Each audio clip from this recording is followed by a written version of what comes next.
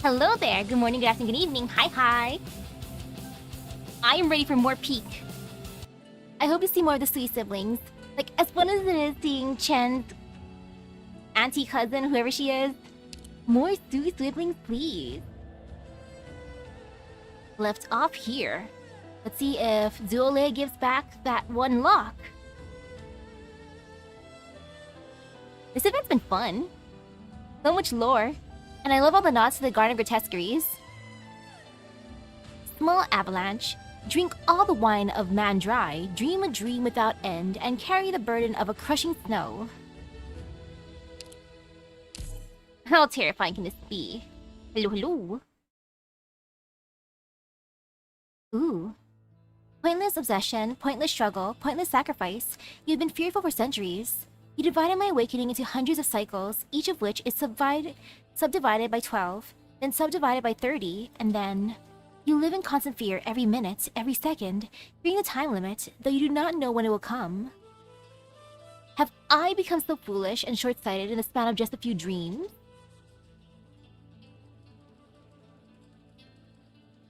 Without a will, without a self, without someone to measure and define it, time is no more than a cycle without meaning, as the time you spent in the tomb was. How do you define this time, if you neither think nor feel? How does a dream then? How does a dream? Who does a dream? What does a dream? What is a dream? A dream is hysterical for its inevitable end.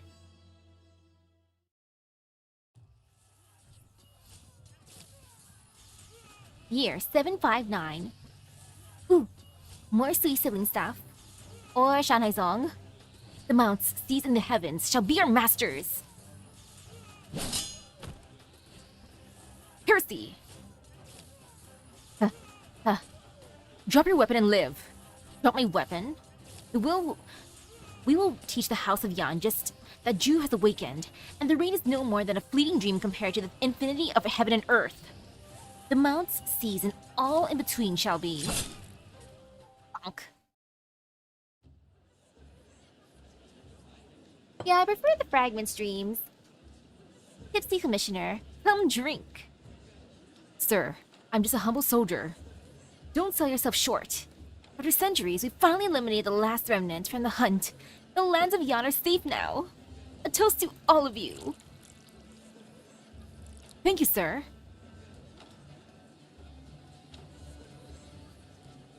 And to the two of you, of course. Mr. Shuo inspired the troops by almost being the first to charge into the fray, while Mr. Wang's tactics were utterly flawless. The bulk of the credit for taking down Ju must go to you. A toast to you. Duoxie. This is a rare opportunity, Mr. Wang, and there is something I must say to you. I know of the slanders against your name in the Imperial Court, casting suspicions upon you because you're not one of our kind. But you've endured such slanders and made a historic contribution to Yan. Your noble heart is admirable. To interfere even in the family reunions, the Sui regulator's restrictions on you are unreasonable. I will petition to His Majesty to permit your family gathering. Thanks, Tipsy Dude. It's a joyful day. I consider myself a strong drinker, but it appears wine has gotten the best of me. To tell the truth, my orders were to keep an eye on you and make sure nothing goes wrong. But the two of you have proven yourself utterly loyal, most respectable. This is as far as I go. Take care. The drunken official manages a farewell and departs, helped by his bodyguards. A good man, but a poor spy. Did you think about what will happen to all of us if he finds out what you did? You are drunk. I wish I were drunk. And all this was not but a dream. Why did you let the bestial Jew go? Best to have a card up one sleeve. Who's your opponent this time? You must feel it, we all do. It is awakening, much sooner than the 1,000 years we expected. We need help. Did you promise to help you defeat Sui? It is too weak to even protect the Shanhaizong, and we've not gotten to that point. It's not time yet. So Ju's gonna be hanging out with Ho for now. I told you, there are other ways to escape its influence. I know what you're going to say. You finally cleaned up the ties between you and it. You wanted me to no longer be us, and we to no longer be it. And you sealed yourself away in the sword. What then? Did the Sui regulator return your sword? We still live in shackles. True shackles do not come from outside. Do you really believe that everyone can be like you? No, I'm built different. You remember everything and care about everything. People, events, and things from centuries past have all flowed away like the great river. But Shul remains Shul always. Not everyone can be like you. How long would it take for Dusk to become like you? What about you? Do you really want you to be like you? Like, nah, little bro you. He's fine as he is. He's a great chef. He does have a temperament, but it's fine. 1,000 years is not enough. And we don't even have 1,000 years. We don't have time. I'm hardly your equal in Wei Qi. But I know that when there is no clear path to victory in sight, it's better to play in a straightforward manner than it's to attempt radical tricks without a plan. Do you think there's no victory in this game? That you would be content with doing all the right things in an honorable defeat? I never said that. Your plan will have no other outcome. What do you think we should do then? If you truly found a path, tell me, and I will come with you. Our chances would be better that way. Just tell me what the chances are. You can use me however you want. I would be happy to give my life. Hello, howdy. But do you really know what you're doing? Or has your obsession with victory blinded you to risks and consequences? Tell me. Say something. Did you consider it? The proxy slams his palm on the stone table, or so he intended to, but he has yet to adapt to his mortal vessel, and he misjudged both the strength and position. A deep crack appears on the Weiqi board that Wang always carries with him. Oops, sorry bro, I didn't mean to break your Weiqi board. My bad. Wang, Impressive, brother. This human body you created for yourself can still split boulders. Listen to me. No thank you. None of us could reach your heights, brother. You need not trouble yourself with our fates. Wang!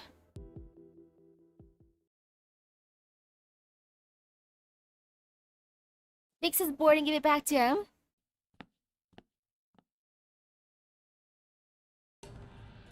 What are you doing here? Wanna fight with our eldest brother? Such is written all over your face. I get drunk by the roadside for a couple of hours, and the two of you are already making trouble. If you have anything to say to him, you can say to him directly. Come now, there's no need for that. I know what you were fighting over, Sui. This is not the first time you've fought over this. Can you not accept your differences? This is a matter of life and death. It's not something that can be glossed over so easily.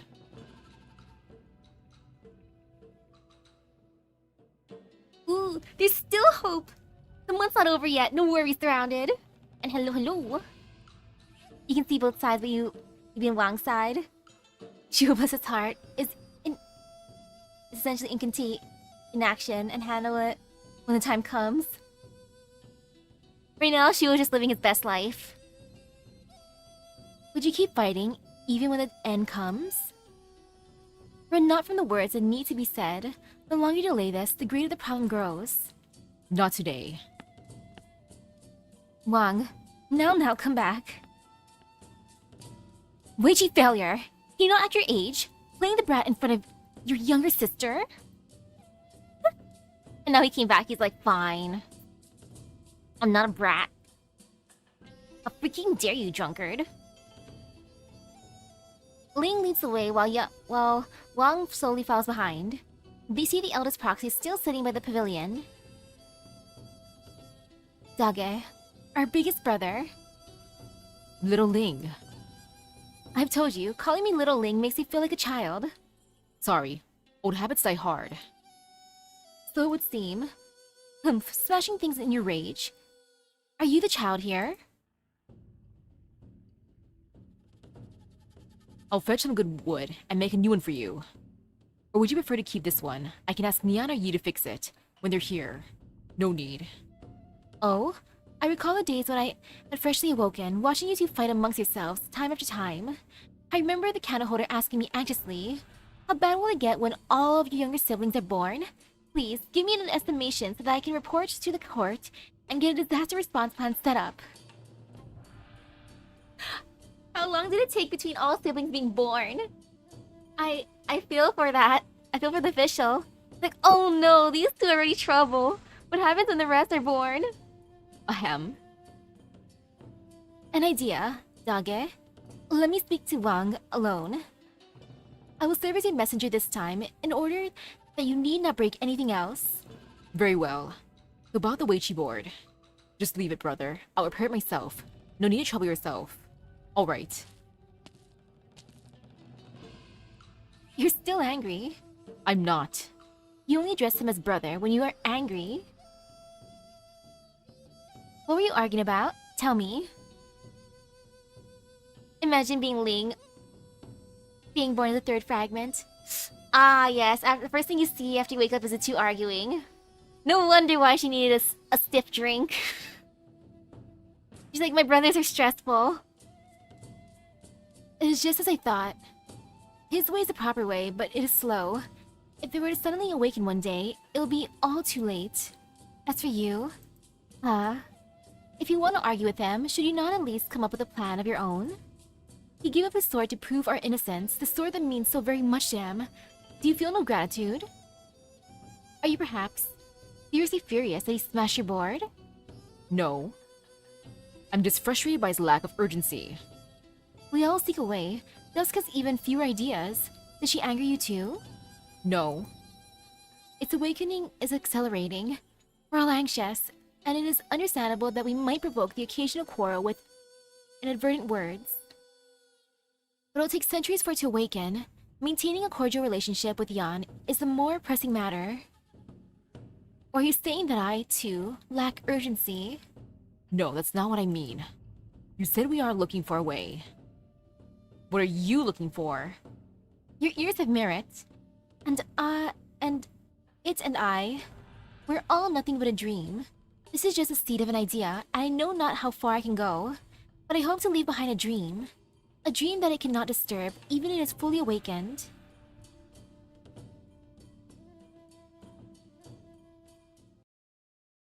Ling, I want to hear more about your dream. Also, keep on drinking, girl. You make it so sweet, you can't wake up sooner. He'll be too drunk for anything. Crossplay. Yeah, I'll drink so much until I cannot distinguish on being sober or drunk. That is how she saves the day. I'm just letting it run in normal for now, normal speed, and then I make it speedy. After I've prepped the board a bit. Yeah, right here's fine. I just gotta put someone on the other side afterwards. But now this is good.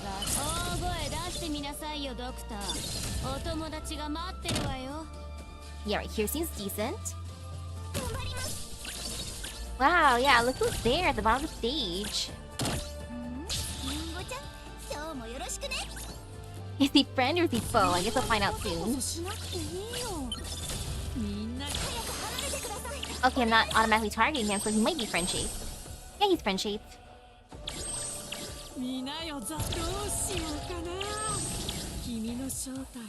If Lappy and Susie don't see him as a threat, then he's fine. He can just chill there.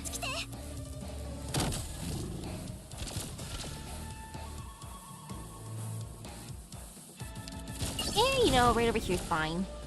And sleep it right over here. And then I can grab my water. Hydration. Wow. I was sweating a lot before playing. I decided for fun after work to go on an exercise bike for a bit. Like me. Because why not? Okay, so far so good. What are we waiting for?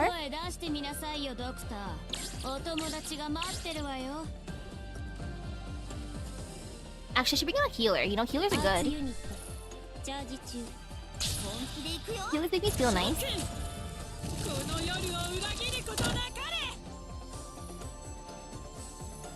And even more water.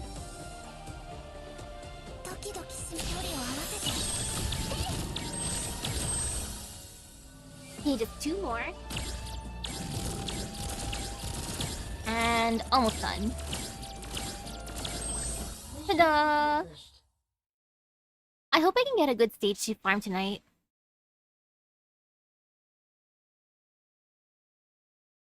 Year 759.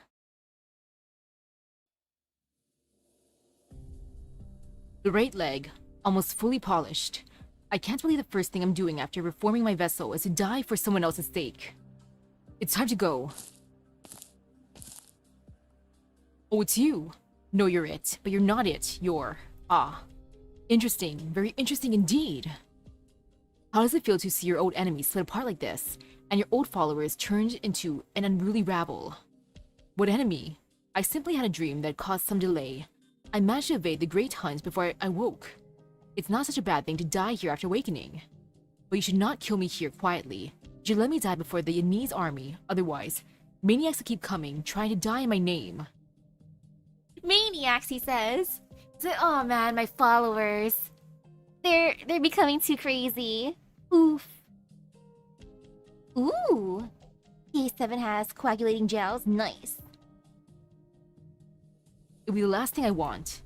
Desperate people will resort to desperate measures. You're not necessarily the reason. I won't kill you, quite the opposite. I can't let you die.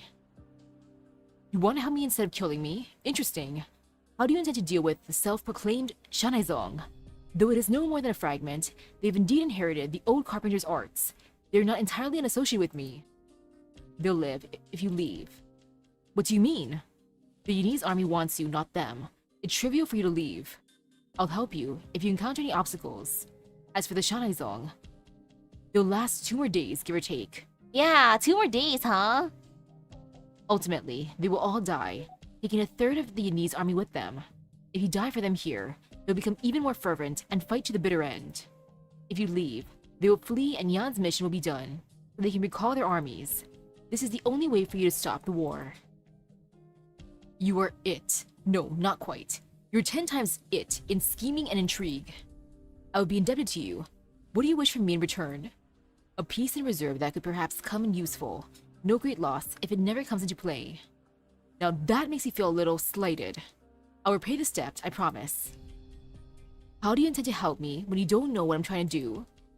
You would treat a Fernwood as a piece in reserve. What you're plotting must not involve mortal man. This is about yourself, split apart, you said. How many pieces are there? 12. Then I take it only one. The only thing you can care about is whether it is the 12 that is left or the 1. One word of advice. When tree does not make a forest, you're defying the laws of nature. You need all the help you can get. Ask your siblings if they've thought of any alternatives. Things like you are not meant to be measured by normal logic and reason. If you can find the solution, you will rid the world of a great threat. Ju's always been about roasting people. At the beginning of the event, he was roasting Chen, and now over here, he's roasting Wang. He just roasts everyone. Even his followers. Those maniacs. So sassy. We will never be truly gone as long as my dream has not been fully worn away. As long as the 12 of us persist in my dream. Falsehood is reality. The great way unfettered, such as for all things. It sounds to me that you intend to carry the heaviest yoke of them all. You want to drag the entire family into the instant before Sui awakens, then extend the instant into eternity in your waking dream. How long do you think you will last? What if I drank all the wine across all the lands? I hope there is less desperate way. We were never equals to it. Desperate times call for desperate measures, do they not? I know, but...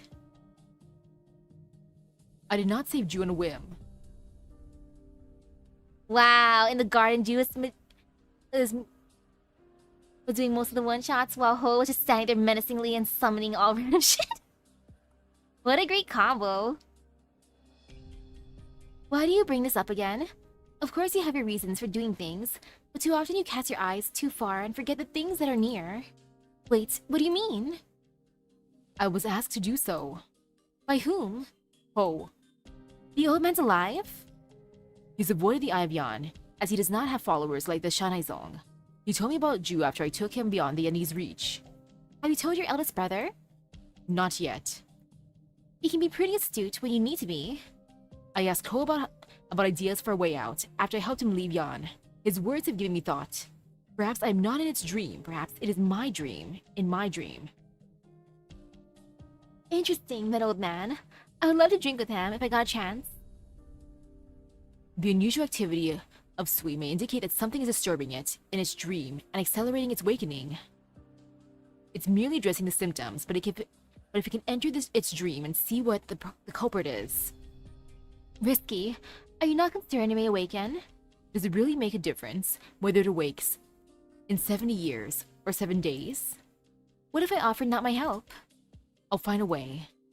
Might this may have something to do with me, such as stealing something from me? Maybe. I will take that as a yeah. Give me your word you will not do anything too foolish in this dream. If I violate my oath, Stop. There's no need for oaths between family. But please, do not break my heart. yes. Now then, drink up. Let me take the goblet with you. Just drink? What more do you need to dream? No ritual necessary. The older proxy takes a cup and downs its contents. I hope she gave him actually tasty stuff and not the super duper bitter sour stuff. As vertigo overcomes him, he attempts to support his body with his arms. Oh, she gave him the strong stuff. The stone table beneath his elbows has turned into a mountain boulder covered in moss. He has never seen such a scenery, be it in the chaos or after he came into the mortal realm. He is it, but its dreams are too complex to be closely examined one by one. Where am I? A battlefield. A battlefield of void and emptiness. The proxy hears Fairmut roars at Fairmut. Humans swing their weapons at other humans. Humans storm Fairmut before they are suffocated, crushed, and devoured. He hears the pain trembling of Fairmut's as massive human weapons are locked and loaded, but he sees nothing. Invisible Fairmuts walk across the ground. Vegetation disappears where they tread, revealing black and yellow soil. Invisible entities strike the mountains, cracking them and causing avalanches. But it remains still. It is in fear, angry, in pain. But it cannot fight back, cannot avoid it, not even let out a whimper. Is this its nightmare? After the 12 of us left, its dreams lost their visible image. The proxy takes a step back, but even the mountains are trembling in the nightmare. He can hardly keep himself upright. Just because you're in a dream doesn't mean you shouldn't watch your feet. Who's there? How did you get here? Ju wanted to come personally to help you, but his brain has a hard time enough time dreaming for himself, much less entering another's dream. I'm more suited to these things. Lamentable, is it not, that Sui's dream has become so torn and broken. Fortune and misfortune are truly two sides of the same coin. You're in its nightmare, and you have drawn its lines, like it or not. Look. Poe points in the distance, where heaven and earth melt into one. Suddenly, a black silhouette emerges from nothingness. Fairmut, humanity, weapon. It all seems utterly real, or unreal, like the picture books that some Yanese soldiers carry with them. Flip through the pages rapidly, and the pictures begin to move, as though they have been subject to Dusk's touch. I'll awaken it? Quite the opposite. A nightmare does not last long. Anyone trapped in a nightmare only seeks to wake up. The silhouette at least allows it to sleep a little longer. Then, what do you mean by fortune and misfortune being two sides of the same coin?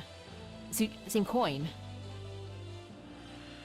Poe says nothing, but Wang sees it. At first, the images are awkward and stiff, but soon they become smooth. I know, right? Like, how scary is the drink that Ling has? Like, sheesh! Not much has changed except for a white shadow appearing within the black silhouette. What is that? All 12 of you took something from its dream. When I let you go, its old dream gradually blurred, and the new dream became empty. But what was left behind was not a void. It was a mirror, waiting to reflect the first thing that enters its stream. The thing that man is you. What is this? You are seeing its nightmare, and now a reflection of you. The you who filled the void in its dream. You told me about the strange things that happened to your family a century ago. Now, they've all come together, but in your image. This is its creation, its puppet, and the reflection of a reflection, which it is loath to face. It's time to go. Go? What else? Do you intend to kill it? If this is the shape of the void, then killing it may destroy whatever consciousness it still retains in the dream. Your mind is sharp, but your words are terrifying. You could not kill Sui outside the dream. What makes you think you can kill it in the dream? I suppose you could try it if you're confident they will be able to escape unscathed. I'm confident that I can take it down with me. You don't listen to what people say, do you? I suppose I'll have to fetch someone whom you care about. Yeah, he just said that he wouldn't break her heart. Wang? He wants to sacrifice his own life to kill Sui in his dream. I like how old man Ho is tattling. Have you abandoned your word so soon, my second oldest brother? Such opportunity will not come again. That's quite enough. It's time to bring your brother out of the dream, girl, or we'll all be in danger.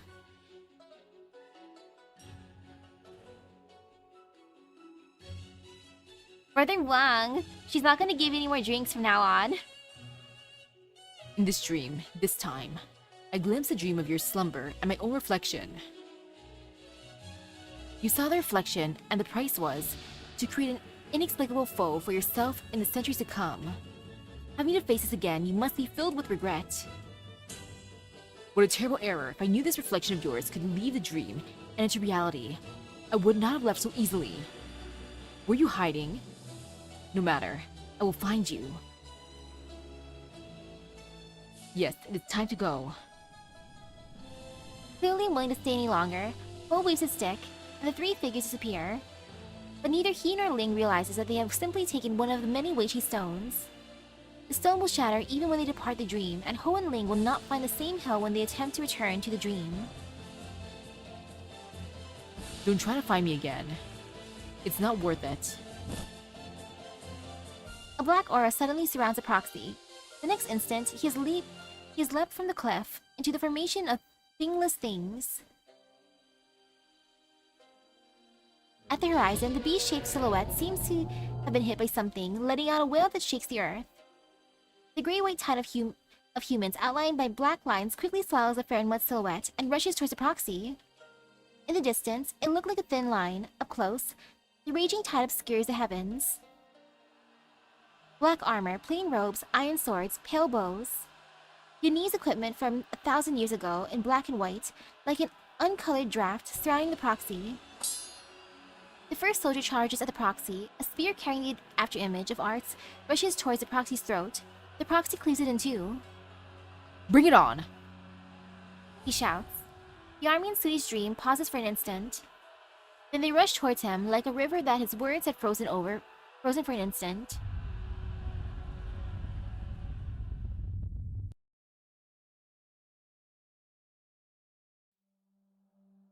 What's going on? Mr. Shuo. Your Ling's candle holder. Where is she? As he speaks, a claw the size of a mountain is brought down upon Shuo. Shuo sinks his fist. Heaven and earth tremble. Its attack foiled, the Sui beast turns its attention to the other side, at the enormous weapon that had just been assembled, not even taking the time to lick its bleeding wounds. We can't stop it. Half the Imperial Guard has fallen, along with the human troops that have been deployed to the Tomb of Sui. We've mobilized every soldier in the 4 cities around Baizhou. We can only hope before it destroys the next city. Where's Wang? Where is he? What use is there in looking for him? Ling took the others into the dream to protect them when Sui awoke. You led the army to fight Sui. Who else could have awakened it, other than the great offender? The offender. Dage! Ling? You should not be here. Was a dream already? Who could see a gulper of cups become now? Ling's eyes are closed. The dream is yet to end. Even in the dream, however, she and the other siblings in it can feel its presence, so very near now. It has come to this. A fight to the death, it is. Chiu is awake. He draws his sword, which has not yet tasted blood. In the dream, Ling points her lantern at the body of the bestial Sui. The bestial Sui turns around towards the beings born of itself. Good job, Ling. Protect your siblings. Yet just before everyone on the battlefield, every human and every beast could plunge into the coming slaughter, a bloody black figure appears behind the bestial Sui. Caught you. Your dreams and dreams infinite. All of me and all of us are here. There is nowhere for you to go. You wouldn't dare! Kill me and you will be destroyed, as will all of your family! Wang does not answer. He lunges forward with his sword and impales the throat of his own reflection, which he had pursued through dreams far too numerous to count. Strange scenes from countless dreams gush from the wound. Mountains, Fairmut's armies, white dreams boil and roil between heaven and earth, and a white mist, fever hot like fresh blood, wraps around the army and proxy outside the dreams, even the Fairmut.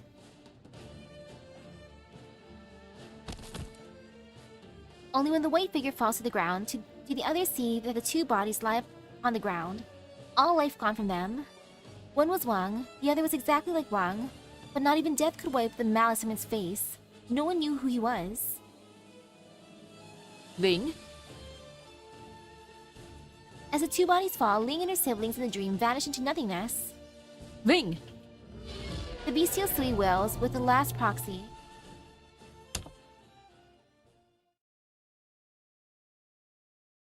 Well, bad end.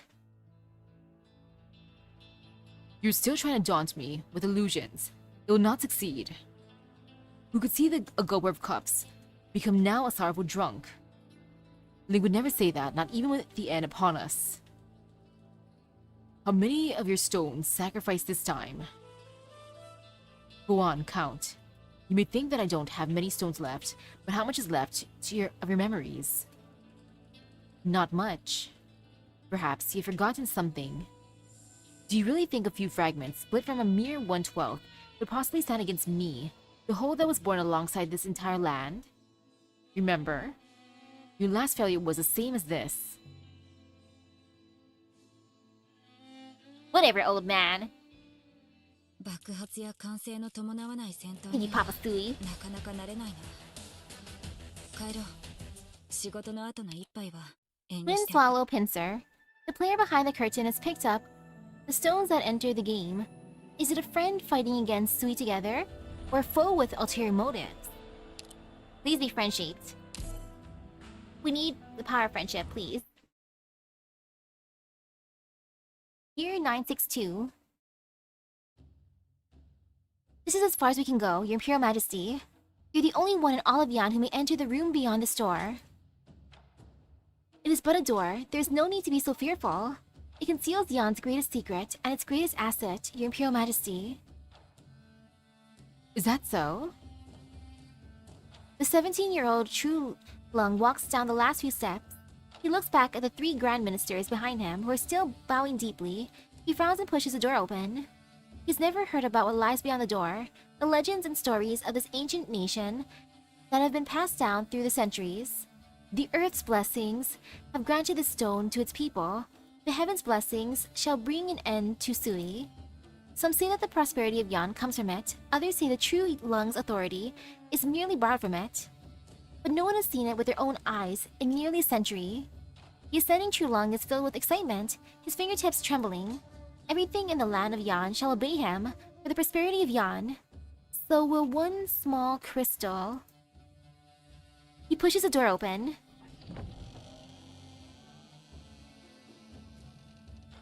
That ain't no small crystal. As ambitious as he is, he cannot help but stop before the massive space and blinding light. It is not the first originium itself, but man-made additions upon it. The limiters and guidance the generations after generations of Tianqis have placed upon it over the centuries. At the new capital of Baizhou, a tomb was built to hold the vessel of Sui, and the consciousness of Sui was suppressed by the power of calamity. The emperor was not at ease, and so he sought counsel from the Tianqi bureaus in hopes of keeping the peace for eternity hence. Hello, hello. Then the emperor discovered the means to harness the power of calamity, but it would take the lives of 100 Tianqis and 10,000 soldiers to form the blade and slay the beast. Even if complete success were achieved, Baizhou would not be spared.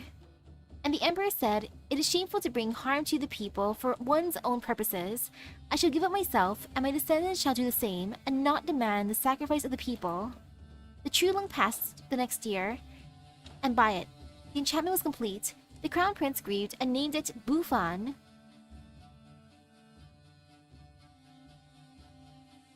Yeah, the small originium crystal managed to accumulate to be even compared with Omnanam. Bufan. No rebellion. Sounds like no return too. Took a big nap after dinner, nice. I was thinking of napping, but then I stared at my gacha games. My ancestor sacrificed himself and made the reigning true lung the subject of future human sacrifice. Henceforth, the true lungs that came after him gave their lives to harness the power of this originium. I would not have known it was so massive if I did not see it for myself. Yet it's no more than a tiny crystal compared to all of Yan and Yan's future. Yan could have done so much more with this object. How much energy have we spent on suppressing the sleeping beast? With such energy, how many armies could we have raised? How many machines could we have built? How could I tolerate such inaction? The true lung lingers before the facility for a while.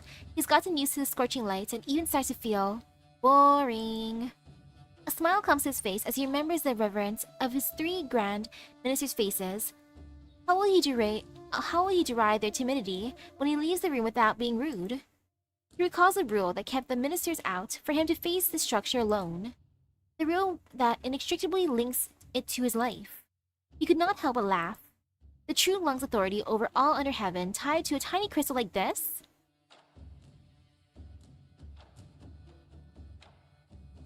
Freaking kid. I'm still inexperienced. I'll be relying on the 3 of you for many things. Yan has been peaceful and prosperous for centuries. Why is it that there are still rebellions? Is there still land where the blessings of Yan do not touch? Or seditious subjects who will not submit to imperial rule? Silence. I will decide myself then, as you do not answer. The blessings of Yan shall touch every corner so that not a single person shall worry for food or shelter. The teachings for Yan shall reach every heart, so that not a single rebellious thought will enter the mind of a single man. We shall vanquish the northern traders and build the nomadic cities of Baizhou. Both are the foremost priority, and neither shall be delayed. You shall summon the 6 ministries, discuss the specifics, and deliver a proposal by the end of the month. Dismissed. The trio on the other side of the curtain bow in assent and leave. A little later... And yeah, it looks like it's a trump card against the bestial Sui. Who was one of Ju's followers that gave them that crystal, which was Mo Yi's ancestor. Ooh. Ah, you've arrived.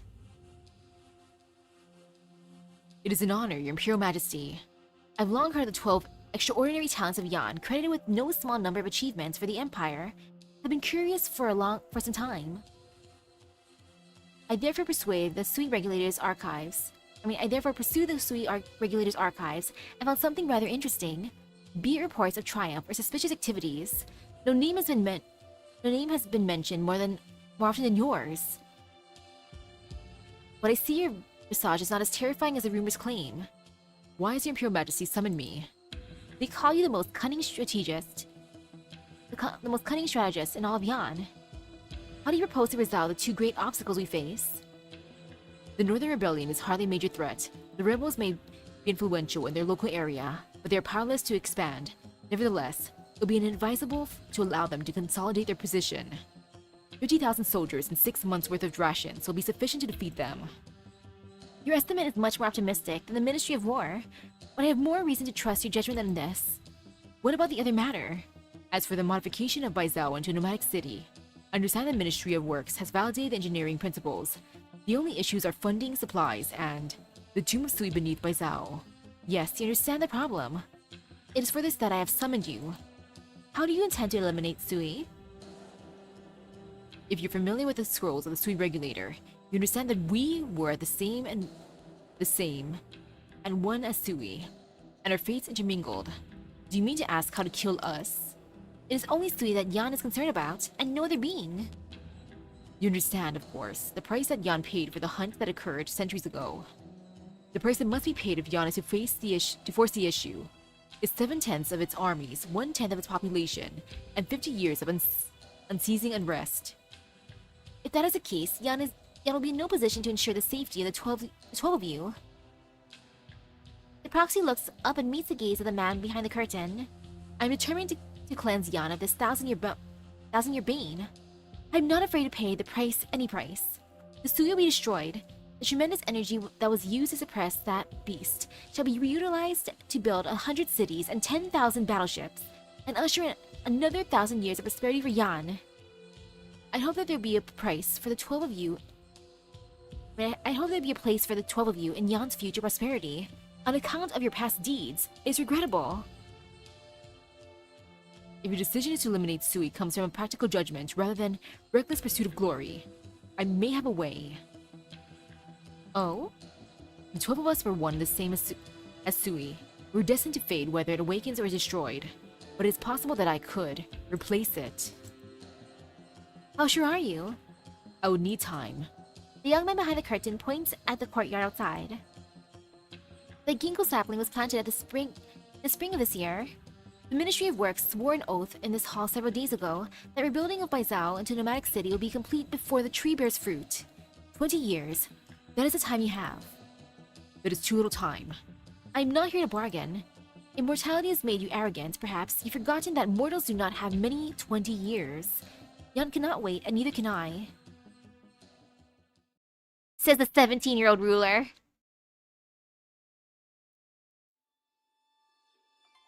You're the new candle holder. So much time has passed in the blink of an eye. As the previous candle holder. She retired last month, and she asked me to tell you not to worry. I'll take over your communications with the Sui Regulator from now on. Well, you'll have your hands full. Most candle holders have to worry about tracking down my free-roaming siblings. As for mine, they have to sit in this office all day, handling books and scrolls. They're more like secretaries and candle holders. I enjoy reading and writing. This is right up my alley. Perfect. What's your name? I'm Chun. Chun? For the ancient tree that shares your name, 8,000 years is a spring and 8,000 years is an autumn. Was the one who named you remarkably ambitious or remarkably cautious? Wait, you are... an elf? Ooh, an elf, huh? Wow. When a fairy mutt and a human fall in love, an elf is born. Yes. Judging from your appearance, you're an elf of Yan? The bestial Yan and its elves are well versed in the ways of yin-yang. In the 5 elements, the element associated with spring is wood, and the character for Chun becomes both wood and spring, representing vitality and longevity. I see. Okay, this is an elf of Yan. I wonder which fairy what Moo came from. My mother told me about it when I was young. I didn't expect anyone else to know. Stuff like this is what history's about. It's your first day. I won't put you to too much hard work. Just familiarize yourself with the space. You can look at any books and documents in the study. The candle holder carefully scans the room. She could not conceal her eagerness as she sees scrolls and books that fill the wall shelves. Did you write all these? No, I simply collect the materials. The historians in the Imperial Historical Cabinet are the ones who actually write the books. After all, is writing history a difficult task? It's a heavy responsibility. History books form people's perception of the past, but a few words are hardly enough to give them a complete view. Most likely Mumu's Fairmut came from Sami, you think? Choices must be made as to which parts to record for prosperity. What sorts of lessons those who come after should learn. It's easy to say, write with an imperial pen, but it is a most profound and complex discipline. What if there's a mistake in the history books? Then it should be corrected. History is inevitably warped by the position of the narrator, no matter how impartial the writer tends to be. I see a few more problems because I've lived longer than most and remember more than most. It is true that your kind, the proxies, are different from the other long-lived. Before I joined, I heard that each of you had your own powers. Do you use your powers to correct the errors in the history books? I heard that you have a magical writing knife. Do you use it to correct those errors? It can, but this is not how it should be used. Huh? Mistakes take root in people's hearts as they are passed down from one generation to another. The proper way to fight them is to form a new consensus through debate and clarification, not to simply erase it. Erasing a word from one's own writing is not a significant issue, where it only concerns oneself. To do it to a published book would be to meddle with the memories of thousands. As for history, setting aside the question of how much I can alter, it will not be a good thing for myself and for Jan. Frankly, it's already a chore to ensure that history is not altered. I hardly have the energy to alter it myself. Seems like there's something else you would like to change with the knife yourself. Huh? Before my mother passed away, she said I may be the last of the Jan elves. Oof.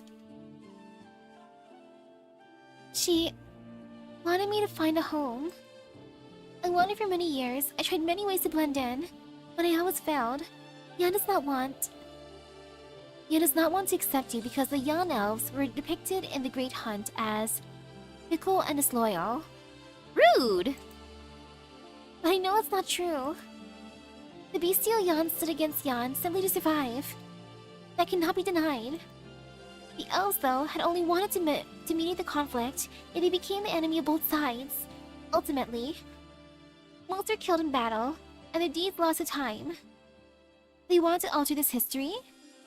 I don't deny that I thought about it, but I'm your candle holder now, and my work comes before all else. I can't lend you the writing knife, nor can I allow you to use it to alter history. I understand, I shouldn't have. But if we can find proof that the elves were in fact not disloyal, I'll do all that I can to help you correct the erroneous records in the proper manner. Huh? Things haven't been too busy lately. We could visit the area where you used to live. What do you think? I've only just come. Besides, the things I said aren't necessarily true. I can tell that your passion for words and history is genuine. Besides, who'll believe you if the historian does not? Yes! Oh, I like this. This is wholesome. Gia and her candle holder. This is cute. The start of a wonderful partnership. This is the key to my office. You're my candle holder now. Take good care of it. How do you get in if you give me the key? Why should the master of the house need a key?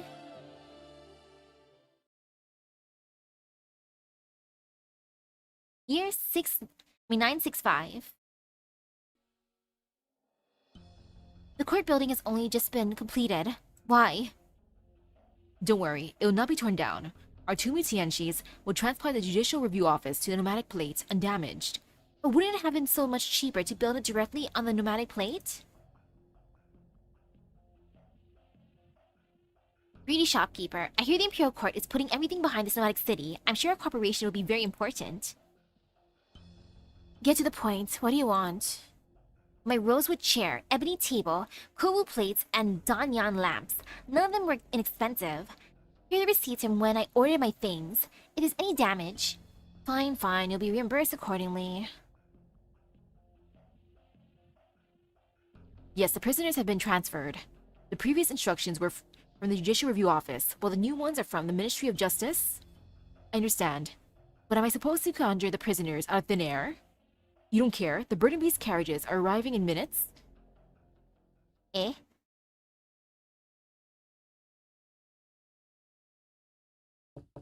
Things are moving quickly. Minister, please excuse the poor hospitality. I did not know you were visiting. I've never seen you in the Sky Mirror Pavilion. I take it you have important business? There isn't much time, Miss Jie. I'll get straight to the point. There's an error in this year's archives that I would like to ask you to correct. We got Chuai. Congratulations! A mistake in the documents that I audited? Pray tell. The documents submitted by the Ministry of Works state that there were around 100 deaths associated with the Chidao project at Danya this year. Why did the number become 3,000? The figure of 3,000 deaths was not cited from a single document, but calculated based on the documents in the Ministry of Works, the Ministry of Revenue, and the local government departments. The records are carefully sourced. I have kept a copy, should you wish to review them. While it's not my place to question the work of the Ministry of Works, I have no idea why the 3,000 deaths in Danyan's local records became just 100 when it reached my Zao. You must submit sufficient evidence, however, should you wish to question the documents audited by the Sky Mirror Pavilion. Well, Danyan is not so well staffed as Baizhou, and there are only limited resources available for record keeping. Besides, the cold climate there causes disease and frostbite in winter. Perhaps not all the 3,000 died in the course of constructing the Chidao. I see.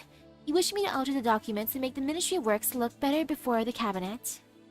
This is not about the cabinet, this is about Yan. You know about all the projects being carried out across Yan. They push the nation's resources to the limit. But there's no doubt that these projects will benefit the nation and its people. I'm not the only one who feels that such depressing figures will weaken the people's morale. I don't deny the benefits of these measures. Precisely because of that, the 3,000 people who died to build the Chidao gave their lives for their country. It will be an insult to their memory to reduce it to 100.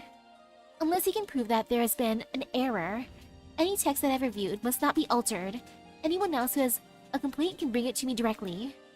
The nation must be united in the monumental task of building the nomadic city. Everyone at the court is doing their best, and each faces their own challenges. If the writings of the Imperial Historical Cabinet and the Sky Mirror Pavilion have been most aggressive and deprecating, it is as though you wish for work on the nomadic city to stop immediately. No, they're just writing it as it is. Is it the writer who has something to hide, or the reader? How dare you! The Imperial Court has compensated the next of kin in full. Not a single coin has been withheld. I have noted this in the documents that I proved. The care that the Imperial Court has shown towards those injured and killed, as well as their families, illustrates Yan's love towards its people. Then why do you cling to a single number like this? Why do you cling to a single number like this? I understand your concern for Yan, Minister, but I worry that its people will only see the glory of the accomplishments, and not the people whose sacrifices made it possible. All I can do is to ensure that the history I see is recorded exactly as it is. And you think you alone can decide the history of Yan? No? History has never been decided by one person. It is the combined soundless voices of millions. You're a learned man in position to improve the lives of thousands upon thousands, Minister. I simply leave behind some words for the people whose voices will never be heard. Now ask your conscience and answer again for those people. How many died building Danyan's Chidao this year? Was it 100 or 3,000? Mutters irritably. There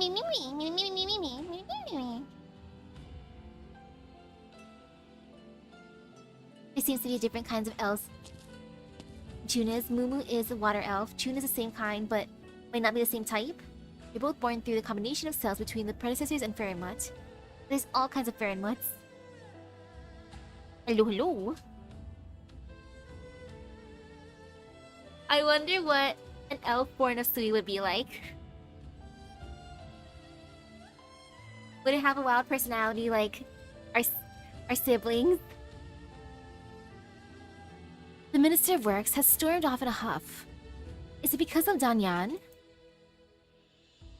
Is this how you've come, sister? I can't imagine how they managed to convince you to lobby on their behalf. Am I actually dreaming while the one in the tomb of Sui has awakened? Are you so sarcastic to everyone these days? I came to tell you that the Sui regulator and the Ministry of Justice have approved a request to clear the Yan Elf's name. I'm sorry, I was in a bad mood. Apologies accepted. That's the first good news I've heard in days. It'll make Chun less gloomy, I hope. It's not good to be fighting with the Sui regulator, but I doubt they'll be happy to see you get too friendly with your candle holder. I understand, but she's really taken to her work, helping me compile the histories. She clearly likes that.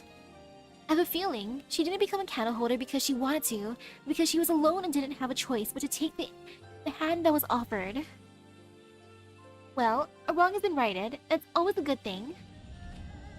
Of course, I think part of their intention is to get you to compromise in changing the document. I simply came to discuss matters because this matter has gotten to the 3 grand ministries and the true lung. I'm not lobbying on anyone's behalf. Just treat it as a guy in the tomb Sui throwing a tantrum. Blame Papa. You're the only one in the family who jokes about this. Ling is honeyed words, and you speak with heaven's authority. I'll settle for the frivolous tongue then.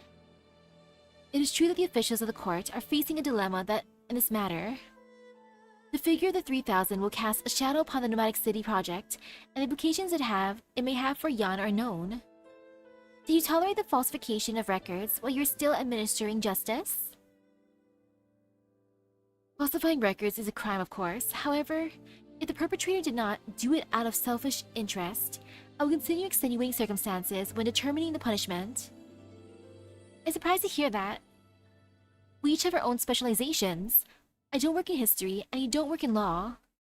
Perhaps that is how matters of law work, but not in history.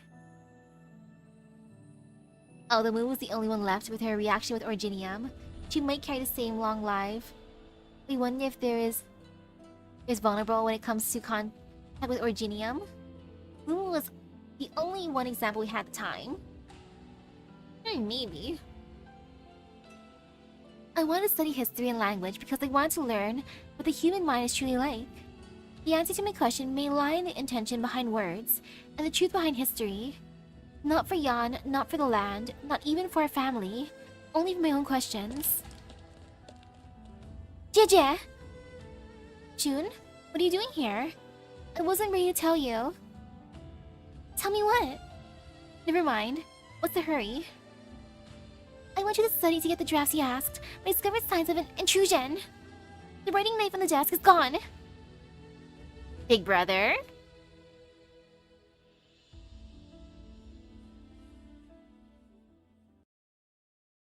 Well.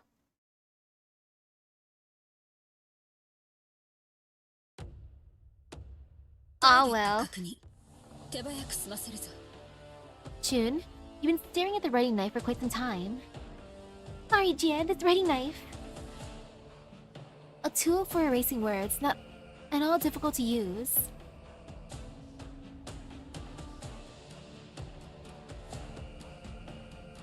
Use it on the glyph tile to extract and save the glyph within.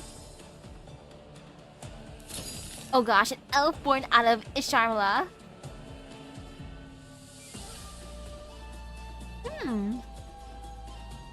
It'd be funny if it's like the one elf that's getting affected by Originium. But take note, you can only save one glyph with you at any given time. The writing knife cannot be used when you already have a glyph within you, or with you.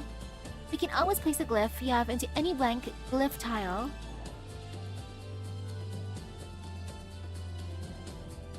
Okay.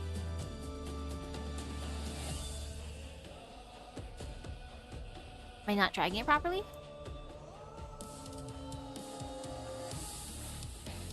I'm sure I'm dragging it properly. Okay, there.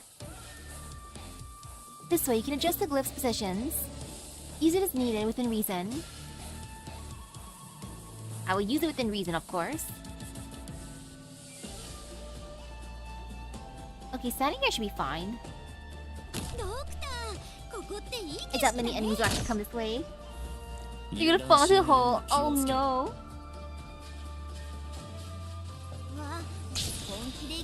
Oh yeah, it's good to bring them there.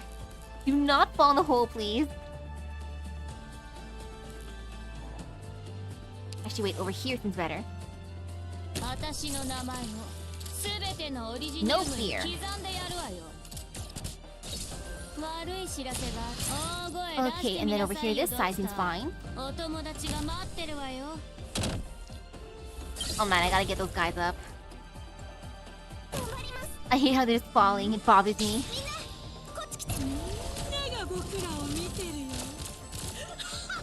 Mine. You can stay there. Do not fall, please. 15, 16, 17, 18, 19, 20. 覚悟はいいか。私が本気を出したら。 Seeing those dudes just fall to their doom is so bothering.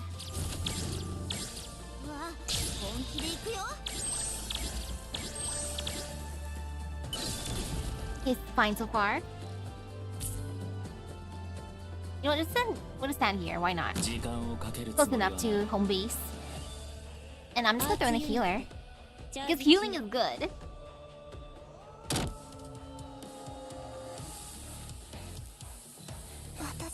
Wait. A nightmare born in the void of evolution. Ooh.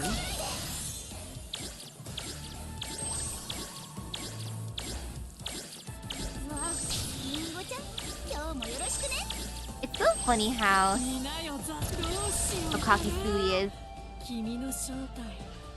He's like, I'm gonna make my first son, Wang, to look exactly like me. Or my son Wang to look exactly like me, but shiny.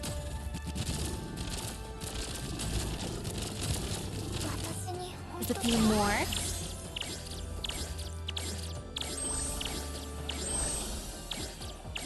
Three more.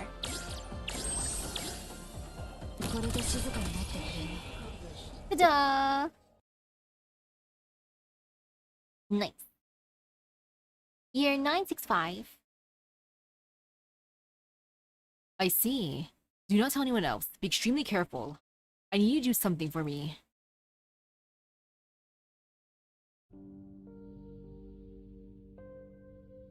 The Judicial Review Office has begun to investigate everyone who was near the Sky Mirror Pavilion around the time that the writing knife was stolen. Outside of her siblings, you could count the number of people who know about the existence of the knife with one hand. Yes, it's just as I feared. I won't stand aside and do nothing if someone tries to harm you, Jie. I doubt someone trying to harm you would use such means. It feels more like a warning. His Imperial Majesty is an energetic ruler. He wanted every person in the land to bow to him. He would recognize the family was not being of his kind. But I do not believe that he would stoop so low as to use the knife in underhanded ways. It's not fair. If there's anyone who should be above suspicion, it'll be you. You know how hard the words fair and just are to write? It's as our oldest brother says, there's little point to arguing when there's 1,000 mouths against one. I doubt he would just let this slide if he was here. I wouldn't like to see him when he's angry. What is your plan? You won't tell Wang about it? It's time like these that he is most useful.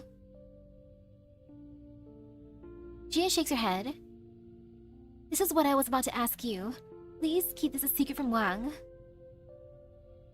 People have feared and avoided him for many years. His position has grown even more precarious under the new emperor. This is not the time to drag him into this. Besides, I fear he'll do something irrational if he finds out. Alright, I'll listen to you. But I hope you can be honest with me, Jie. Are you absolutely sure that you and Wang are not plotting something? Come on, don't interrogate me like this, sister. I guess no one can lie to you successfully. I knew it. You understand that it's dangerous. It's a dangerous power you wield. I know the risks, but I'm not the only one who has to shoulder them. Shuo, Wang, Ling, and you.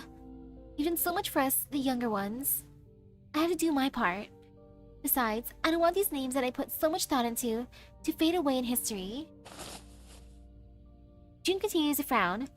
Jia takes her sister's hands in hers. They're rough from all the years of playing instruments, but it is a comfortable feeling. I'm here. I'm alright. Don't worry.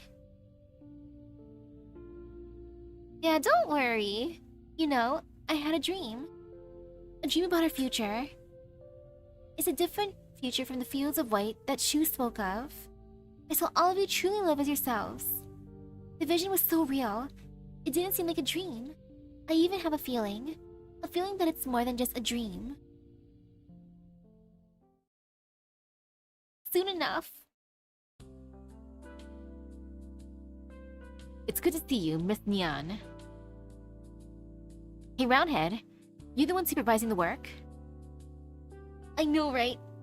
Were you also included in that dream, Gia? What about the foreman?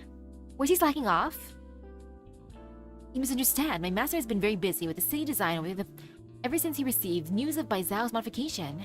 He's gone an entire month without sleep at his busiest. That slowpoke picks himself up once in a while, eh? He's called Yan's first ever nomadic city a project of monumental significance. Every detail of the city must be carefully considered. Therefore, he must complete it before you have a chance to do something to his design. What the? How dare you talk behind my back like this, when I always share the good stuff with him? Where is he? I'll bite his head off for this. Sleeping. He has slept for 10 days now, but he is supposed to deliver the draft of the gates to the Ministry of Works today. He told me that I am to stop the Ministry's people from getting in, no matter what. Ha! Now that's a Yi I know. Is there something else? You said Yi's sleeping. I remember that he picked up a meteorite a few decades ago. It's still in his garden, isn't it? Where? Miss Dian, I have my master's instructions. I am not to allow anyone into the Garden of Grotesqueries, whether it is you or anyone from the Ministry of Works. Why are you so loyal to him? Say, wasn't it I who gave him the materials to build your body? You should obey my orders. Now shut up and get out of the way. Please, Miss Nian, you make my position most difficult. Mr. Liang, Miss Nian, the Assistant Minister requests your urgent presence at the Forbidden City. Urgent? How much? The Baizao project has encountered a snag. A shipment of materials, Orion, Originium, and the like, which Baizao urgently needs, has been delayed. It has brought construction to a grinding halt. What the? What are the geezers at the Ministry of Works doing? Oof. How delayed are we talking? What's going on? I demand an explanation. The construction of Baizao was the most important thing in the land. How could this be allowed to happen? The Qidao around the capital is well maintained. How could it collapse when no catastrophe has occurred? And how could there be bandits so close to the capital? I have to say that these incidents are highly suspicious, sir. The sudden collapse and the supplies that disappeared without a reason, then showed up just as suddenly where they should not.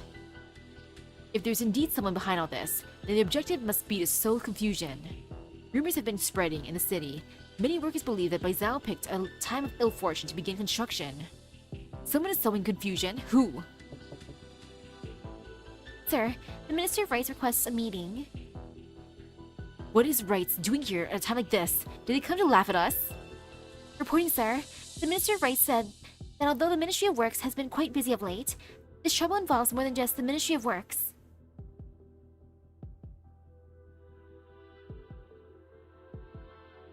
This is an important meeting. There you are, Chun.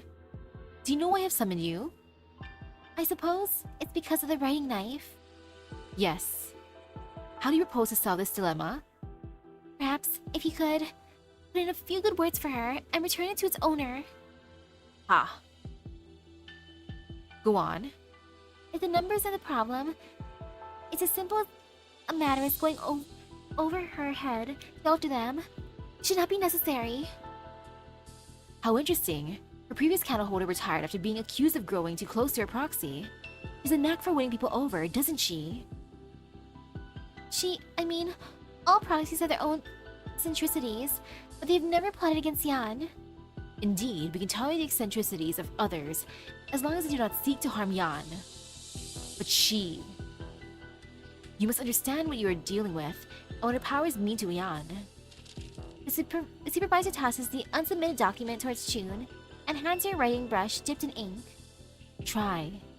Try if you think you can go over to the head of the proxy, change the numbers to what you want them to be. I don't like this regulator. The regulator this time sucks. Your Imperial Majesty, the Ministries of Rights and Works have completed the investigation into the lost supplies for the Baizao project. The investigators unanimously agreed that it was most likely an intentional act. and that there was someone behind it. Supplies have arrived at Baizhou.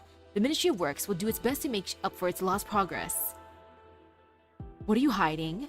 You suspect that there was someone behind it. You must have a suspect. The nervous official dares not to look straight at the figure behind the curtain. Out of the corner of the eye, he glimpses his majestic lord standing before his desk, writing something. A well-timed declaration of war, two in fact. One telling me that she's the sole mouth of Yan, while the other demonstrating that he can easily disrupt Yan's greatest project, if the continuation of the project depends on his approval. Would there come a day when they could make Yan's armies turn on themselves if they wanted? This is a most serious matter, Your Majesty. If the proxies are indeed stirring trouble, the Sui regulator should act immediately and punish them severely. There's no need to be hasty. The figure behind the curtain thinks for a moment and then puts down his writing brush. I know the crafted calligraphy must be honed over the long period, but I have not seen the efforts bear fruit. Still, understand now why the Grand Preceptor wanted me to spend so much time on it. One must be in control of oneself. The young Chulung gazes upon the ink on the paper, but he seems dissatisfied and frowns. Jin Ye Ming Yue Ren Jin Wang. The moon's wan gloom drew every eye. He picks up the writing knife and uses it to scrape away the conspicuous character of Wang. In an instant, the patch of paper is white as new again. He is clever, unlike his pedantic sister. He needed to let the supplies arrive at Baizhou eventually to make a show of good faith. He wished to protest on the behalf of his sister. I will humor his brotherly love, that he record the figures as I like. As for this writing knife, I had considered doing something with it, but never mind, return it. Oh, okay.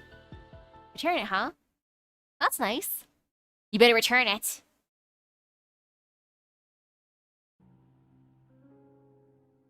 Jie, the sleep regulator has received your item. Thank you. I'm so sorry, Jie. Why apologize? You found the thing that I lost. That which was lost has been restored. All is well.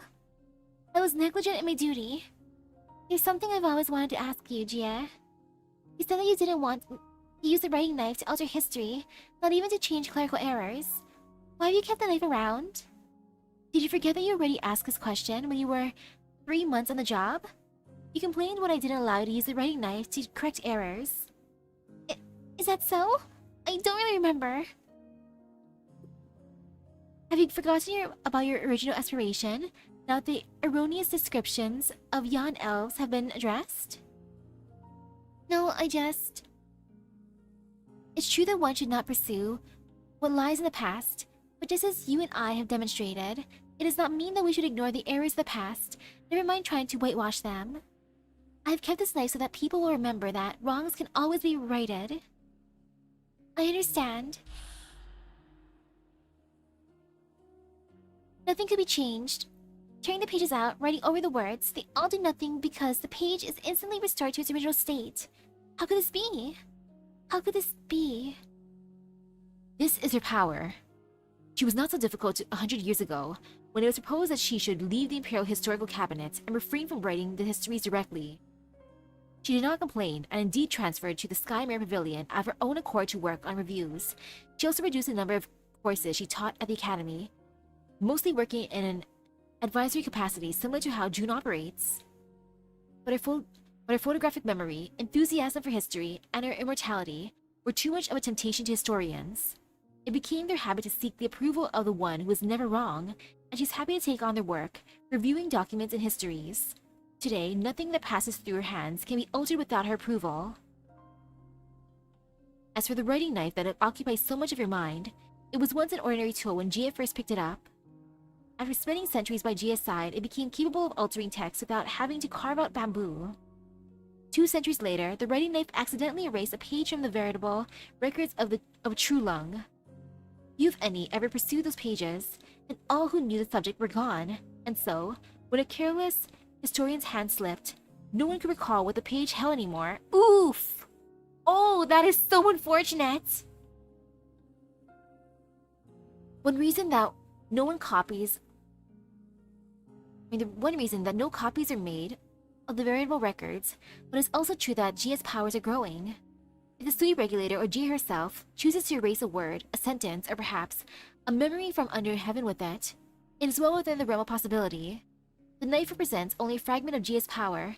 How fast her own powers growing. The deeper Yan's history grows, the harder it will be to rein her in, for she is one with history. In another century or 10, as she continues to immerse herself in history, she'll become more powerful, more terrible, even than the bestial Sui itself. The long-lived candle holder stands dumbfounded, hardly able to comprehend what she just heard. If that's all, I'll return to the Skymere Pavilion. Very well, be careful.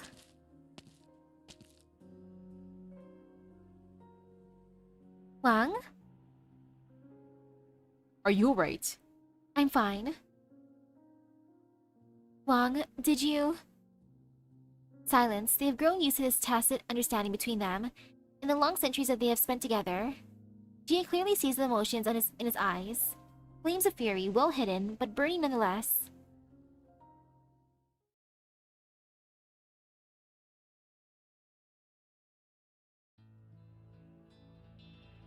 It happened a century ago. I still remember the conflict that occurred because of the writing knife. What is it that you want me to see this time? I thought you would I thought you would charge recklessly into the dream and tear it apart. You call yourself a schemer. Did you not see how the seeds of your end were already sown? The hearts of men are fickle. I don't need you to tell me. So you do not interfere in my power struggle against the true Lung. Does it matter that you know? You dug your own grave. I did not need to do anything. Besides, you have not seen the full picture of how the event led to her ultimate demise. The end is near. Are you ready? Thanks, Papa.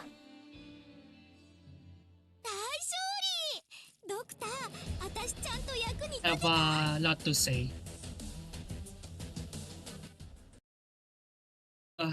They're putting Shun in a hard position, no? Misaki. I mean, in Shun's shoes, are their worries unfounded? Gia's arts is still growing in power. She may not use it for power as much, but when there is a time that she does, the consequences would be real. After all, not even Gia does not know the limits of her own arts. The best she can do is to not use too much of it. But also, in Shun, there's also the feeling of standing and helping by her friend's side. She's only showed her acceptance and kindness ever since she's been her candle holder. The only question for her, what choice would she choose between these two conflicting feelings? At least for Chun, it seems like she trusts Gia since... Sure, Gia is powerful, but she's good about her powers. Like, she leaves things willingly, she does not use her pen, and she tries to step back from everything so then that way she doesn't accidentally alter any history. Yeah. So they're so lucky that Gia is good. That they do, very lucky. She's just a woman that cares for her family and just likes being a historian. She's just a good I guess sister her and own- a true historian. I guess her own arts backfired on her at this point of time. Yeah. Even though many would vouch for her, I can understand where it come from, because at this point, like, in their eyes, she might even surpass Sui in terms of as a calamity if left unchecked. Oh yeah, definitely, especially since her power accumulates over time.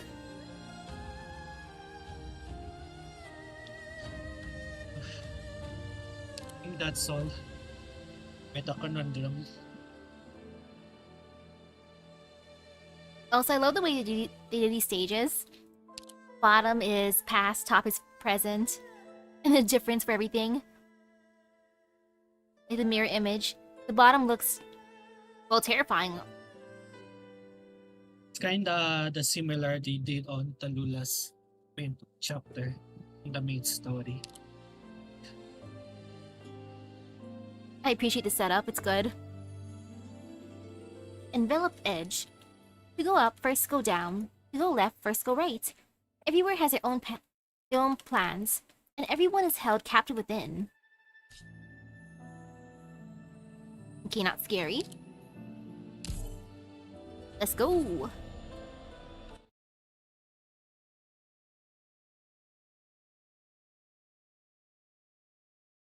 Okay, still 2 days before Hour of High. The man walks past rows of fallen bookshelves, trying to return the scattered books to where they should be. The earth's blessings have granted this stone to its people. The heaven's blessings shall bring an end to this to Sui. But in this 1,000-year river of history, is it fate ordained by heaven and earth, or nothing more than a coincidence? Lord Zhu and Miss Chen, it was they who brought the token to the Sky Mirror Pavilion today. Was it a coincidence, or... This mayhem, what happened? Someone joins him, stepping lightly, and bends down to pick up a book from the ground.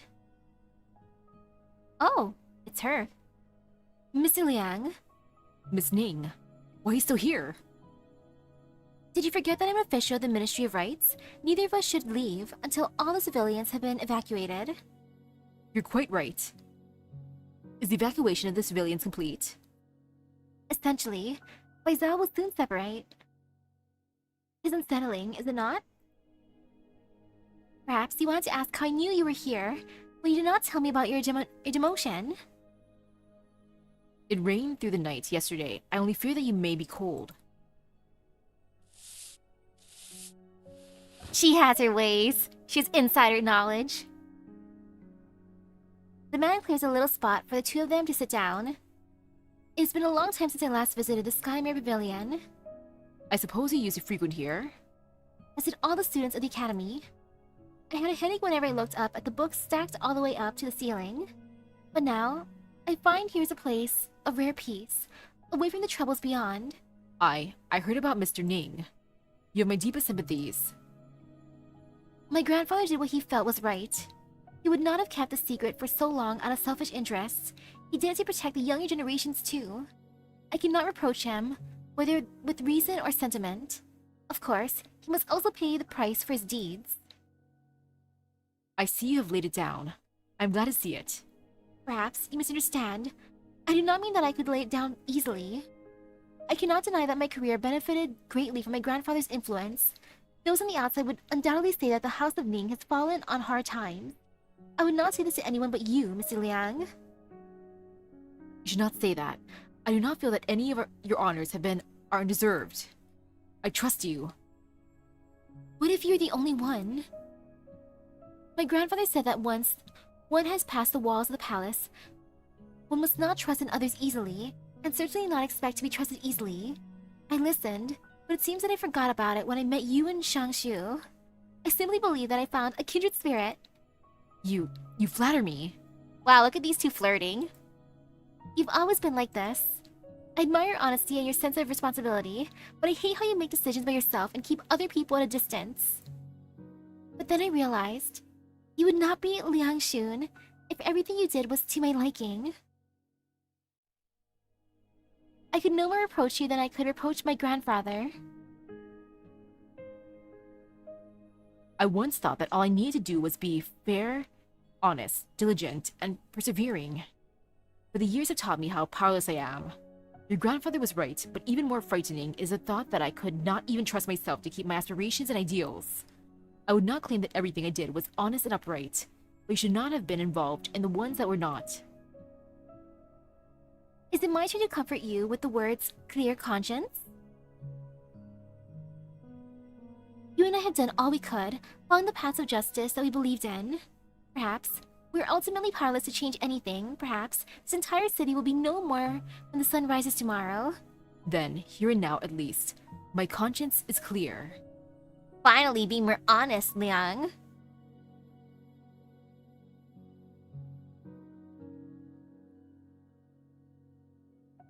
And it hasn't progressed much because he's bad at communication.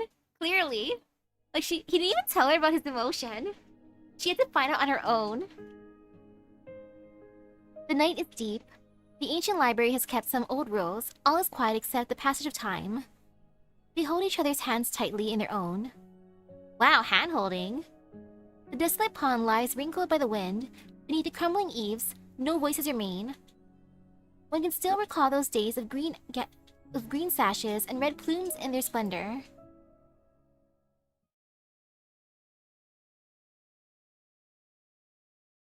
One day before the day of the full moon, hour of 2. Ooh, one day now. The script guys have been appearing less frequently. Could it be that you were right, and these guys are the breathing of the bestial Sui? I told you so. You just won't believe me. Whatever the reason, it's the opportunity to head for the top. So this is a Sky Mirror Pavilion's restricted area. What are you planning? These guys turn back into words when they're defeated. Say, if they were transformed from the secret homes of the Sky Mirror Pavilion, would defeating them reveal the secrets of Yan that are usually kept hidden? You dare? No sudden moves! Let me see what secrets the words form.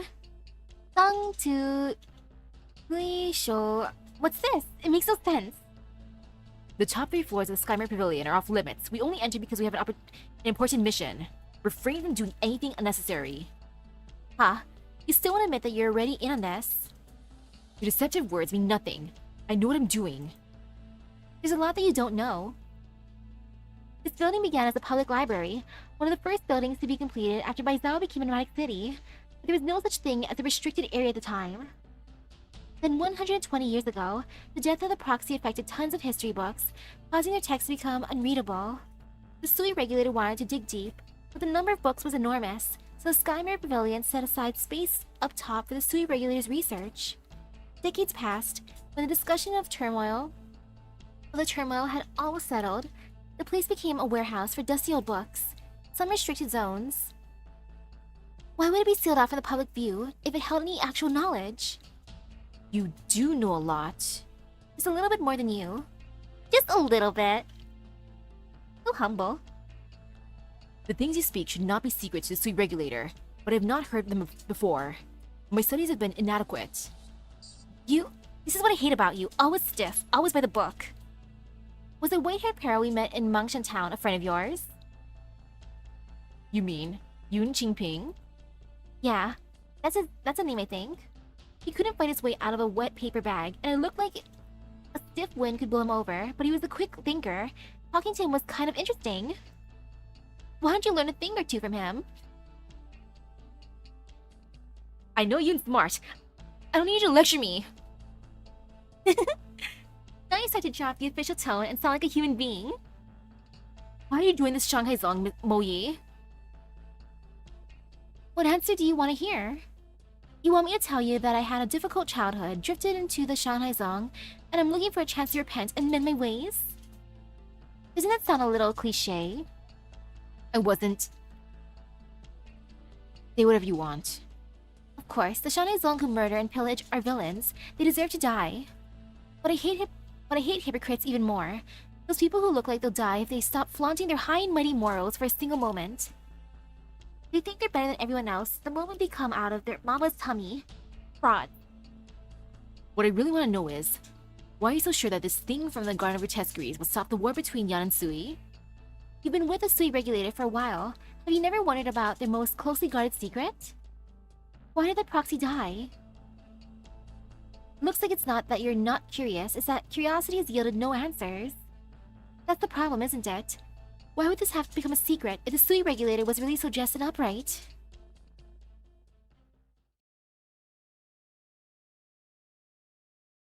These two. What's the matter? No, it's nothing. Did you not hear any of that? You're so weird. You've been staring into blank space for a while now. Did those guys give you a concussion? Don't suppose there's anything I can do about that. Thanks, I'm not quite. I just feel like I've been here before. You said you've dreamt about this place before. Were you dreaming just now? Perhaps. I thought I heard two people arguing, something about justice, but I'm not sure. The old man. He must be hearing things. It's mostly ancient history books here. Maybe there was a clue as to what was going on here. But justice? That's the one thing you won't find. They seem to be saying that justice doesn't exist, tangibly. That's true enough. Never mind that. Let's get searching. Maybe you'll find your father's books here. His books here? Talk about forgetting one's roots. I suppose it's not your fault. You didn't grow up in Baizhou, and these things didn't really have anything to do with you. I thought you'd be angry at me. I am angry, but I realize I shouldn't take it out on you. Never mind. He's like, I'm sorry for being mad at you at first. I know it's all Wei and Wu's fault. Miscellaneous morsels from Baizhou Liyang. Yes, this one dates back several generations. The people rejoiced as the new emperor took the throne. They put up white banners like clouds and held rites in remembrance of the previous emperor's virtue. But their hearts were hopeful, confident that an era of greatness was upon us, and the nation's peace secure. This is from a century ago, when the last true Lung took the throne. That's a long time ago. Does it have anything to do with what we're investigating? The last true Lung's accomplishments were innumerable. The transformation of Baizhou into a nomadic city, as well as the Sky Mirror Pavilion, were completed under his decree. Not that either of us were around back then, although I suppose he would be your grandfather. Look at this foreword, talking about sucking up to the powerful. The county records from around Baizhou and the demographic records of Baizhou itself all paint a picture that is far less rosy. In the end, only one person's accomplishments remain. Same old story no matter where you are, I guess. That is kind of strange to hear from a close blood relative of that emperor. When the city of Baizhou was completed, the emperor ordered the tomes of all the archives to be gathered into a single place. The scholars worked by candlelight, collecting fragments and tales, validating the facts and compiling them, so that the scattered records are whole again. That's strange. The Imperial Historical Cabinet's efforts to collect the scattered histories happened after the death of a proxy, more than a decade before Baizhou was built. But the ambiguous way that it's written, the older generations were always stringent about scholarship. Why would they make such a mistake? Could it be that even what little they left behind was alternately rewritten? Chen Huichie is not listening to her companion's muttering. She's on guard for any unusual movement around them. She wanted to tell Chen Chaoqian to get moving, but she had a hard time saying it, seeing the sad look on Chen Chaoqian's face. I never asked you. What happened to your family? The ones who were in Baizhou? The Chens were a family of historians. They're well regarded, but not illustrious. They generally stay out of conflict and politics, other than the occasional offense they inevitably cause in the course of their work as historians. All I remember is that my father said that it was as though the sky had fallen when the family learned about the marriage with the princess. That cousin was the only married man in the family. He and everyone else knew how dangerous it was, but they were in no position to refuse. The rest was history. Princess Yanjing died in Lungmen, and my cousin passed away soon after. His Imperial Majesty did not punish our family. Rumors of strife took on life of their own. You can imagine what happened to us when everyone inside our house had mistreated the princess. I wonder how that cousin met the princess and how they fell in love. Can we have an event on that, or at least a record? That's not what Mother wanted. I doubt it was Wei and Wu's intention either. I was very young then. All I saw was the elders were always sighing when they came back from the morning assembly. Many fell ill out of sheer worry. Brothers and sisters stopped communicating with one another. Everything was shrouded in gloom, but I didn't know why. Father moved from place to place, selling off the family's belongings until we finally left Baizhou altogether. Yet he never once told me the reason. As for what happened after, you know, there's a time after becoming Magistrate of Water here in the Sky Mirror Pavilion where I thought I couldn't let the family tradition of history die with me. I didn't complain about the job. Most of the position's responsibilities have been replaced by machines anyway.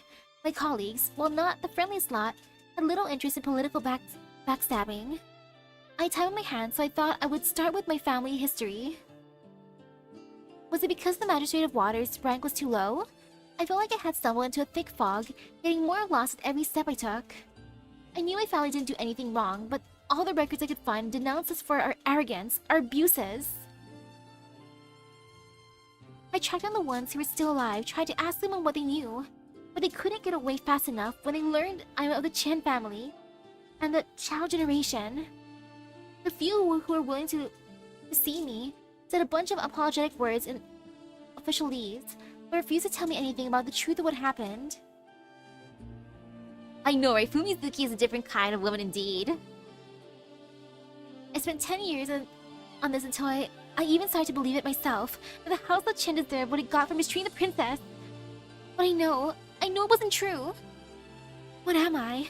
What is the House of Chen? What were your dead parents? What is history? All I know is that history should be a record of the truth. That's what justice means to me. Yoshie. As for the family history you want to know, to tell the truth, my parents died when I was very young. I don't remember much about them. And Wei Yanwu was... Wei Yanwu. Yep, that's what he was. It's hard for me to explain to people who my parents were. Sometimes, I pass off the image of Wei Yanwu as my father's, just to make things simple. I don't ever remember my mother smiling. I don't remember many positive things about my father. I just can't imagine how it feels if your life determined entirely by other people, by those basic things like responsibility and honor. It's not fair to you, and it's not fair to them. Is life fair and just to anyone? Someone once told me that the justice we seek is not in the past, but that doesn't mean we should forget about it.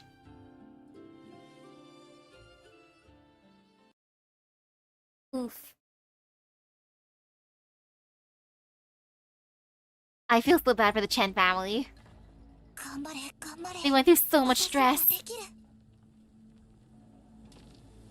And let's see, I'll put her here. Why not? They're gonna start coming that way anyway, so I'm prepared. Kind of, sort of. Over here too. Can you just like not destroy the blocks, please?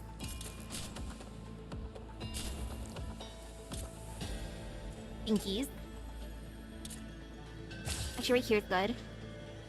Nope, right here's good. Better. This point. How freaking dare you? You can't get that.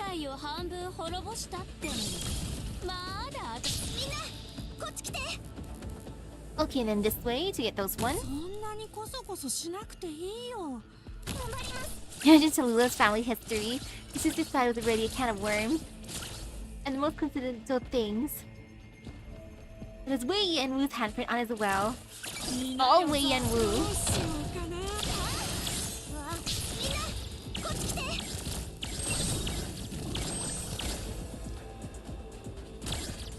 Okay, this is pretty good so far. Ooh. Yeah, right here's fine. We'll just have to walk a tiny bit. Okay, hurry up, enemies. Start spawning, please. Go get him. Come on, you wanna spawn more, please. Ooh, flying. He's fine. Go get him. Lose a daughter of Edward Artorias, a close friend of Wei Yanwu, who's one of the last known exiled Dracos of Victoria. Despite being a Draco, she's actually birthed by a Lung mother, who is Wei's sister. She spent most of their childhood in Lungmen, down together with her half-sister Chen Huichie, her childhood friend Beatrix Schweier.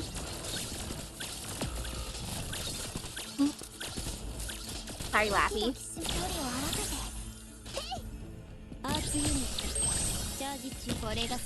Oh, that is kind of bad. Oops. But not fine now. Ta-da! Our Tallulah's birth was entwined with a complex series of political and personal tragedies. Prior to her birth, when our in the Hour of Su. Exposure of her father, Edward Artorias' relationship with her mother, Yanjing, reached the imperial court of Yan and eventually Jannie, the true Lung, and Wei Yanwu's brother. Oh no! Wei was forced to choose between Edward and Yanjing, who was pregnant with their child. Under coercion, Wei ultimately killed Edward and concealed the truth of his death for many years. Oof!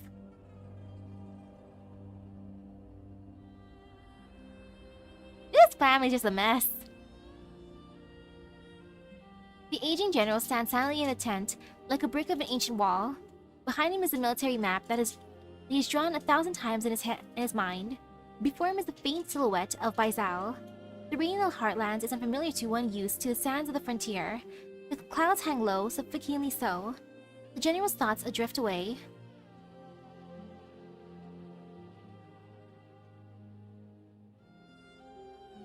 You're the new commander of Yumen, I take it. You can call me Shuo. My responsibility is to assist you in military matters, as well as kung fu instructions for the soldiers. I can take you around the base if you like. You don't remember me? I saw your name in the Imperial Court's announcement. What do you mean by remember? Never mind. I don't need a guide. I've served in Yumen before. I see. Forgive my impudence. It seems you're old comrades. The memories tend to fade after all these years on the border. Forgive me if I've caused any offense. Memories faded. I see. Interesting. Get yourself warmed up. I want to spar. You've had a long journey. You should rest. I'll be happy to spar with you another day. I don't need a rest. I want to get some exercise before dinner.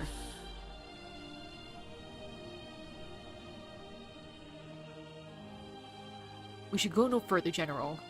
Supply lines and the troops' morale have been stretched to the limit. We cannot afford to be reckless when fighting demons. Push forward would be very risky. We're so close! It's already a remarkable victory, General. The demons of the north feed on the fear in men's hearts. The first time I've seen a general press on without fear. Even the entire army's fate is upon your shoulders. There's nothing to fear. These things have harder people and ruined cities and farms. I only wish we could have wiped them out in this battle.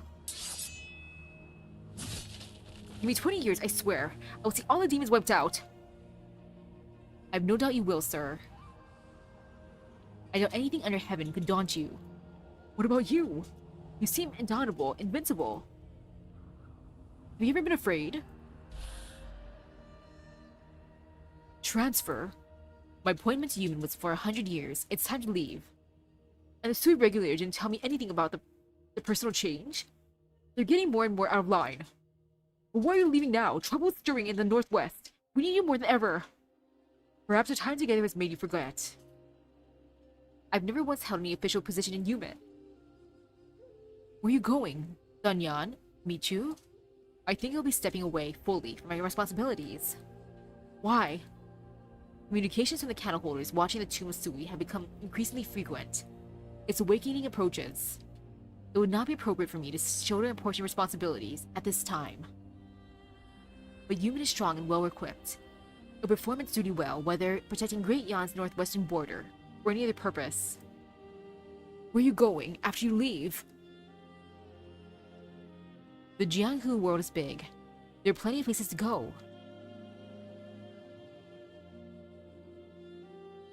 Report. Have the scouts returned?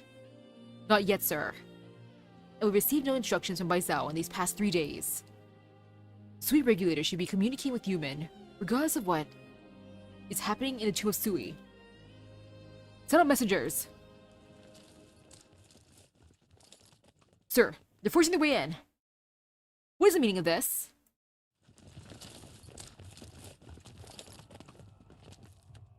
General Zuo. It is most irregular to invade my tent like this, even for the military supervisory censor. On whose orders are you operating? The Grand Commandment has sent me to question you on the unnecessary delay. Ridiculous! Yumen has been on full alert since they received the order to mobilize. There's been no delay. I've forgotten that Yumen received orders to arrive at Baizal by the last day of July in the beginning of the year, but arrived 3 days late? What is this, if not a delay? Yumen was struck by catastrophe at the beginning of the year, and the repairs took 2 months. The Imperial Court must have known. Silence! Humph. I take responsibility for Yumen's delay. Did you come to strip me of my command, then?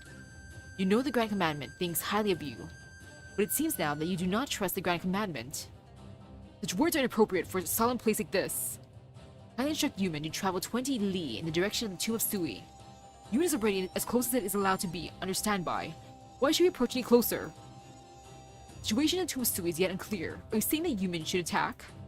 Your duty is to obey. There is no need to question. What is His Imperial Majesty will? Are you questioning your orders, General Zuo? I cannot abide such questionable orders. If you will not accept your orders, then I must ask you to leave this tent. How dare you! Stop! My presence here represents the will of the Grand Commandment.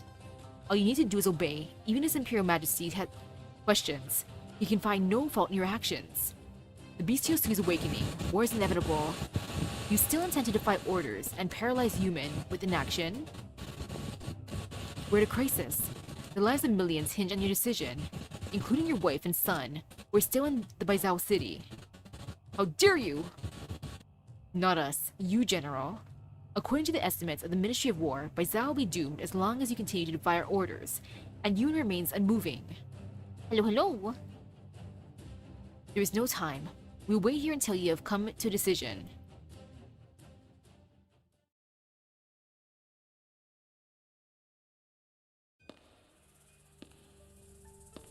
So forceful. Does it look familiar? Oh, it's she! It has changed, but is still recognizable as the court that judges all matters under heaven. Hi, Chen-che. Why have you come back at this time, when you have not done so for many years? I have an appointment I cannot miss. Well, you took the time to come to the Judicial Review Office. Do you want to see if your successors have disappointed you? My views are insignificant. The Judicial Review Office should only think not about disappointing the people of Yan. One of the deputy ministers resigns recently. It's a shame. You would have liked her. I hope she didn't resign because she was disappointed. Hard to say. You still play the Guqin? Never forget the 5 sounds. For that they ensure proper virtue. I've also been trying out new instruments recently. I see. More pleasant than studying the laws of Yan, I expect. It is an interesting discipline. I read the basic principles of the laws of Yan that you left behind many times, but I could never understand the last third. I spent so much time studying it that I almost failed my Ministry of Justice entrance exam. Maybe I should have become a candle holder. It took many years for me to understand. The justice that you wrote about lay beyond the mortal realm. Just as one cannot draw what one has never seen, one cannot write about conscience that does not exist in their hearts. If justice is nowhere to be seen in the mortal realm, one must consider, has someone blinded our eyes? You still bear a grudge for what happened back then. Should I not? What about the people who died in the turmoil? The innocent souls who were dragged into the game? Should they bear a grudge against him? Yes, they should. Then how do you seek a fair judgment for it? You forget. No one law of Yan was written for the sole purpose of resolving hatred. It is someone else who should be judged. Looks like you're not worried about what will happen to your brother in the tomb of Sui. You're more worried about the judgment he'll receive. Justice has never been concerned with life and death. You and I seek different things. You're right, but at a time like this, I cannot help but feel. Law and regulations are written by humans, but the supreme law in your heart that transcends the strife out of the mortal realm may never be found here. May never be found there. But just this once, if the time comes that we put the sinner on trial, I'll put you in the judge's chair. You're correct. It's been a long time since I judged anyone. I take my leave. There's no rush, is there? Bring me a cup of mortal tea before you leave. Oh? It takes mortal hands to make and serve the best mortal tea after all. I want mortal tea. One day before the full moon, our view. The Sky Mirror Pavilion is bigger than I thought. There's a sealed room on the top floor, right? How about someone knocks on the door and figures out how to open it? There's no one here. I think we're the first. There's one thing that I don't quite understand, Zule. If the Grand Commandment is after the Proxy's relic, I take it that he knows how to use it to neutralize the bestial Sui? He's one of the 3 Grand Ministers. If he plans to obtain it, then he has certainly made plans to use it. I even find myself wondering, if someone takes the opportunity to erase another Proxy's name with the writing knife while Wang is fighting Sui. But what does this all have to do with Wei and Wu? The Grand Commandment wouldn't have needed the writing knife. If he was that powerful, he could have gone to the Tomb of Sui and killed Sui with his own bare hands. What ideas do you have then? I didn't really care about you and your official stuff, but I have a pretty good idea of what's going on after listening to your guys talk. Basically, the Crown Prince who went missing 40 years ago after being suspected of staging a coup is back, am I right? Do not speak of it so casually! Ah, I'm not wasting my time arguing with you. Basically, there's another direct descendant of the true lung here in Baizhou that explains everything. What are you getting at? Have you never heard of the special originium under Baizhou used to suppress Sui? Miss Chen here is from Lungmen, so it's understandable that she doesn't know, but you two should, unless it's above your rank? Do you mean? The Earth's blessings have granted the stone to its people. The Heaven's blessing shall bring an end to Sui. A legend associated with the Great Hunt. I thought it was a myth, maybe some kind of allegory. All I know is that the Tomb of Sui was built around a special facility. Alright, I guess you don't know. What do you know? I guess the Sui regulator left no record of who gave Yan this originium either. It was our Grandmaster, Ju's first friend, and the first Shanai Zong. To be precise, it was a personal gift to the True Lung, meaning... What happened? Looks like the evacuation of the civilians is complete, and the planes are beginning to separate. Time is short. We should retrieve. They really made it here. Who's... A figure approaches them from the other side of the corridor. You? But how could it be? Who? Well, are we switching to someone else? All districts have been fully evacuated, Your Imperial Majesty, and all the ministries are ready. They await your command. Tomorrow is the day of the full moon. Yes. Very well. Separate the plates.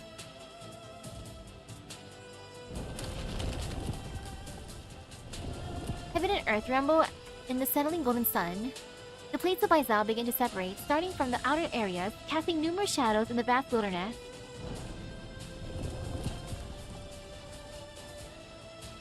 They're the legs that carry the city and the foundation of its existence. Chanshui, Changjie, Yanho, Jiangge, Yonfang, Baigu, Baifu, Yingge.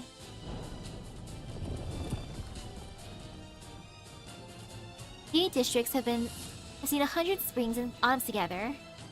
They've long been standing united, overcoming hardships. Now that they are separated, the future is uncertain.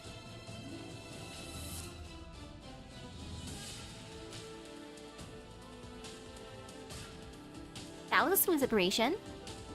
I was wondering when you would come. Your Imperial Majesty, it is time.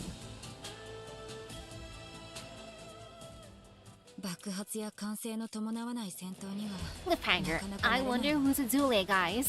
But ooh, we're going back to the past, so I'm fine with this. Severed yearning. 1,000 ploys exhausted, the body a cage, parting from the stones, the self wedged in the gaps, and the one held in mind, between every gap, a severed slice of memory.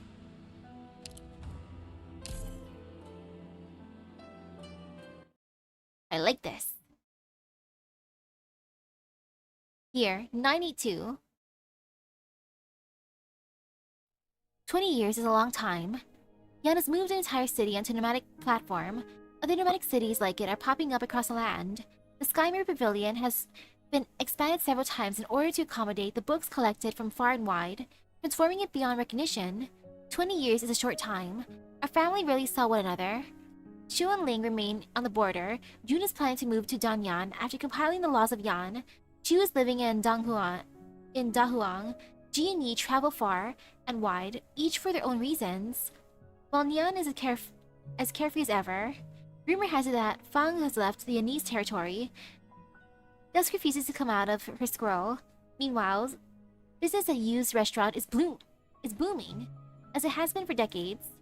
As for Wang, he shut himself in an ancient temple and has remained there for 20 years to improve his Wei Qi skills. When will he be willing to see me again?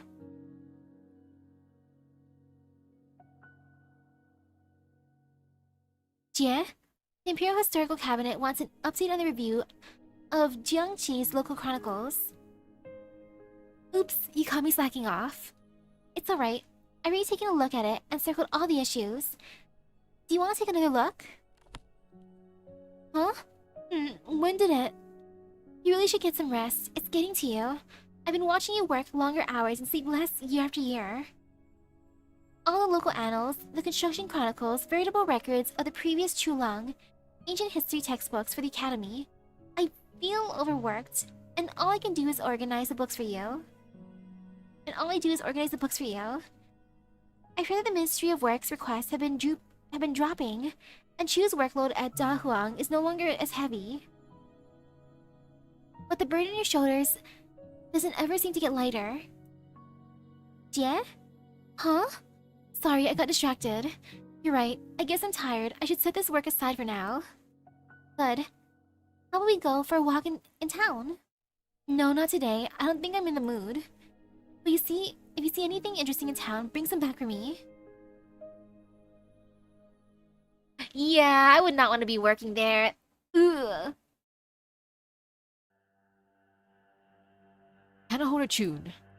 Yes, it's me. What's the matter? I have an urgent letter for you. For me? From who? Someone had sent a letter to the Sui regulator. The supervisor was shocked by its contents and forwarded it to His Majesty, as well as every candle holder who deals with the proxies directly. What's in this? I do not know. The supervisor instructions are free. You are to be ready, but refrain from acting without permission. What's this? Year beep birth. Year beep Washuo, resulting in great property damage to the people. Year beep framed a mandarin for a crime he did not commit in order to cover up for one of his own kind. Year beep met with the other proxies in secret without the Sui regulator's knowledge. The Sui regulator suffered a fire several months later, the cause of which is unknown. Year beep claimed to kill the bestial Jew but had in fact allowed it to leave the domain of Yan. Ooh! Framing an official, meeting in secret, arson, sheltering a Farinmut. This is about Wang? Did Wang really do this? But there's no record in the Sui regulator's archives. You're still here?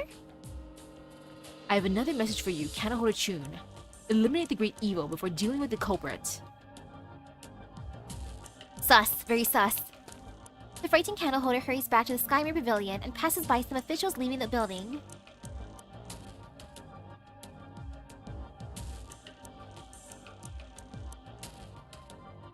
Did you hear about Jie? Yeah, she's been throwing her weight around, doing whatever she wants with the history books, and there's no one in the Skymere Pavilion or the Imperial Historical Cabinet who would stop her. It's becoming a real problem. This is very sus. Her candleholder has been negligent in her duties. She should be held responsible if the history of Yan falls into chaos. The candleholder turns around and sees the two figures leaving quickly. Still unsettled, she picks up the scroll left on the shelf by the Sui regulator. Year beep birth. The candleholder knows that something is not right, but she could not stop her eyes from following the words. Year beep domination of the Skymere Pavilion and the Imperial Historical Cabinet. Her intentions are pure, but no one is able to check her power. Year beep the Chulong attempts to eliminate Sui to neutralize the Jie threat. The tomb of Sui was empty when it was open. Year beep Imperial Historical Cabinet abolished. Takes control of the written language of Yan. No one may oppose her. Year beep reviews the livelihood of every household in the land. Anyone who has committed fraudulent acts has their name erased and is exiled to the borders. Thousands die. It's not real. None of this is true. She's not like that. Several visitors gaze curiously at the woman in candleholder garb. Chun wipes the cold sweat off her brow and sees an ordinary book of poems in her hand. I must be possessed. Yes, that's it. She's not like that. Are you sure she will never become like that? This is slander.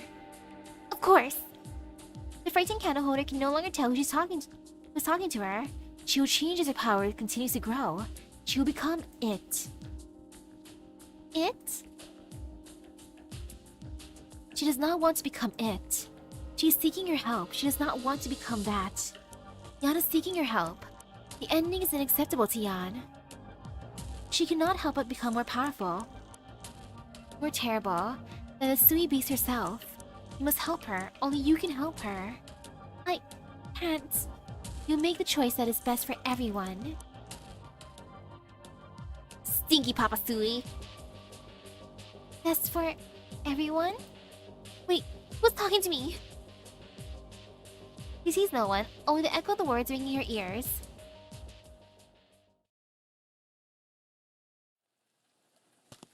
I hate Papa Sui. Your Imperial Majesty?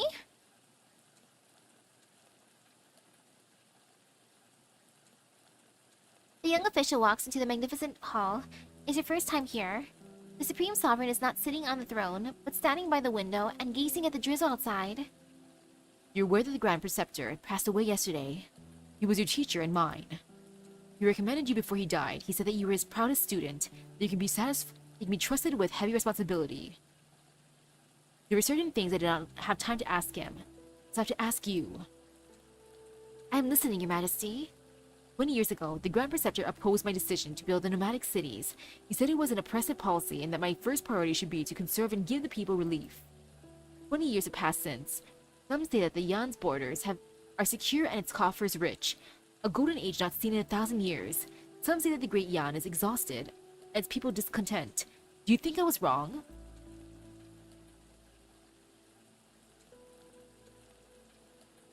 I feel like Chun's been with Jia enough that she would know how Jia truly is. It's been 20 years after all. I'm but one person, and it's not my place to judge your Imperial Majesty.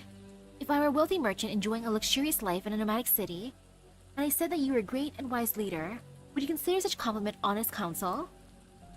If I were a common peasant whose family died in the construction projects, and I called you a foolish tyrant with no merit whatsoever, would such criticism be fair and just? I ask your Majesty in turn. Is it the opinion of future generations that you are concerned about, or is it something else? You have a way with words. Very well, I will not ask you to judge. Instead, give me the word of advice in the teacher's place. You once said something that would stay with me my entire life. In worldly turmoil we tread, in our own conscience we trust. Even an ordinary peasant has a hard time finding a fair and impartial judgment in the complex affairs of a lifetime, let alone your Majesty. There is no measure by which your deeds can be judged. In your heart, however, I'm sure that your conscience holds a true measure. In our own conscience we trust. What if my conscience tells me that I have never been wrong? Then you would not have summoned me today. I would simply remind you that the people of Yan can see you, even if they do not know you. But it will take more effort if you wish from within the Forbidden City to see the people clearly, and thus see the good and ill of your own actions. I will remember that. I will remember it for 20 years to come, if I have them. It's probably his ancestor. The Grand Preceptor's assessment of his own student is well justified. Report to the Ministry of Rights tomorrow. Your Imperial Majesty honors me. The tired Chulung walks back to the throne. There's a letter of indictment on his desk. It was sent by the Sui regulator. In worldly turmoil we tread, in our own conscience we trust. A life measured in years, yet the stress feels ancient. Let future generations judge my deeds as they will, but the bane of Yan must not be left to the future. Come. Yes, Your Majesty. Ready the troops. We shall open the tomb of Sui.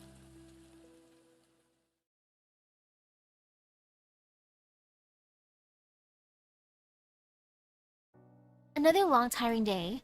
The proxy returns to the familiar temple and casts his gaze at the Weiqi board in the corner as is his habit.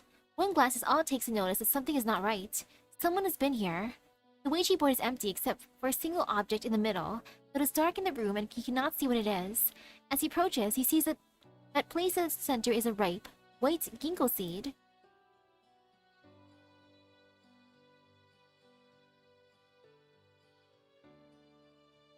The ginkgo sapling was planted in the spring of this year.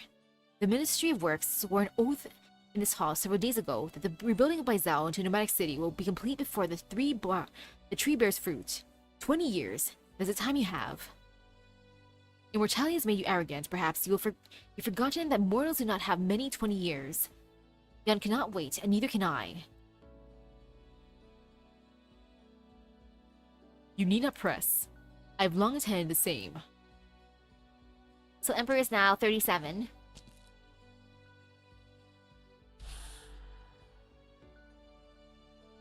If you truly found a path, tell me. I will come with you. Our chances would be better that way. Just tell me what the chances are. You can use me however you want.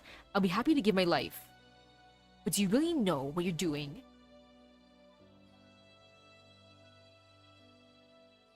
The scheme should have been doomed. How can the part defeat the whole? How can one kill oneself and survive? But he saw the only way out for all of them. He will supplant it. Perhaps there will come a day when our strength exceeds its. Then, we can truly break free of its influence and live as ourselves. As long as we don't forget who we are, of course.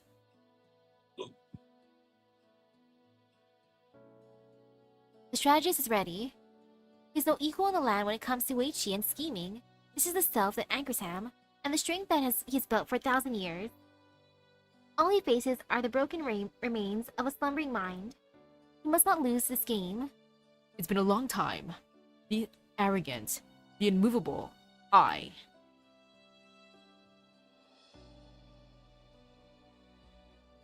Returning to this dark tomb for the first time in 1,000 years brings back countless emotions. Anger, frustration, shame.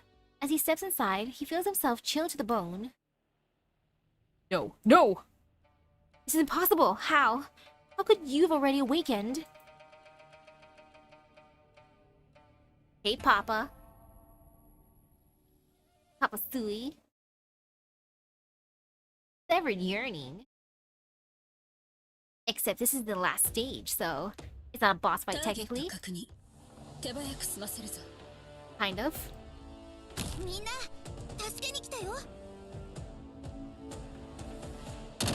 Okay, let me bring out someone at least.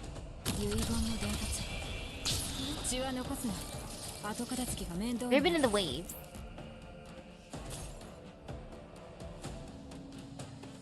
No fear.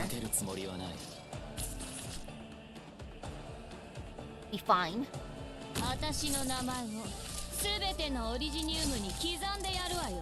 Yeah, should be fine. This point. I just need a little bit more cost. I can bring out my field. And once I set things up, all is well. Cute little fishies. White. Okay, how do I want to set this up? Over here is fine. Yeah, it's fine.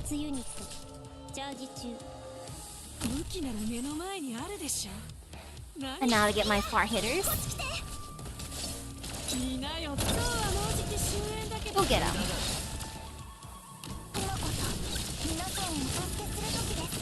Truly no fear. Can I get him here? Oh, I can, technically. Okay. He's gone for now. Just 5 more enemies.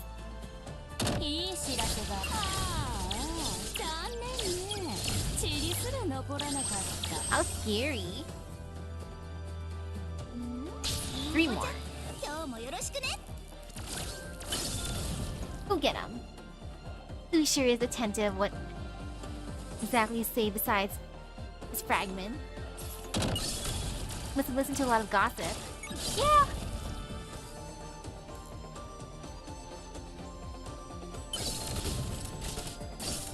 He's having fun just trolling. Mission accomplished. Mission accomplished.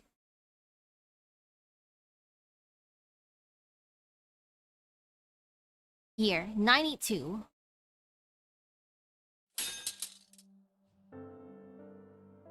Damn, it's just a sword. How could this be screwed up? Getting rusty? The smith scratches her head in confusion and takes out another steel ingot from storage. Autumn is wet this year. It's suffocating. Something doesn't feel right.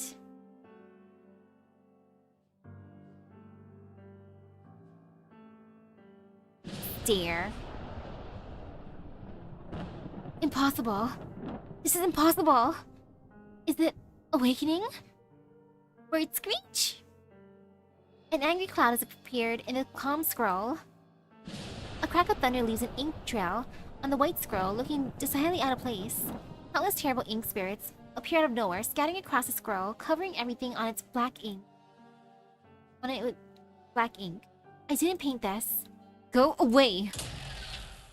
Papa Sui, why are you ruining your painting?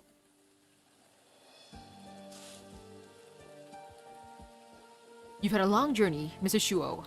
I will take you to a quiet place where you can rest. I should not delay in reporting to the Ministry of War. There's been an incident in Baizhou. His Majesty commands that you are not to enter for the time being.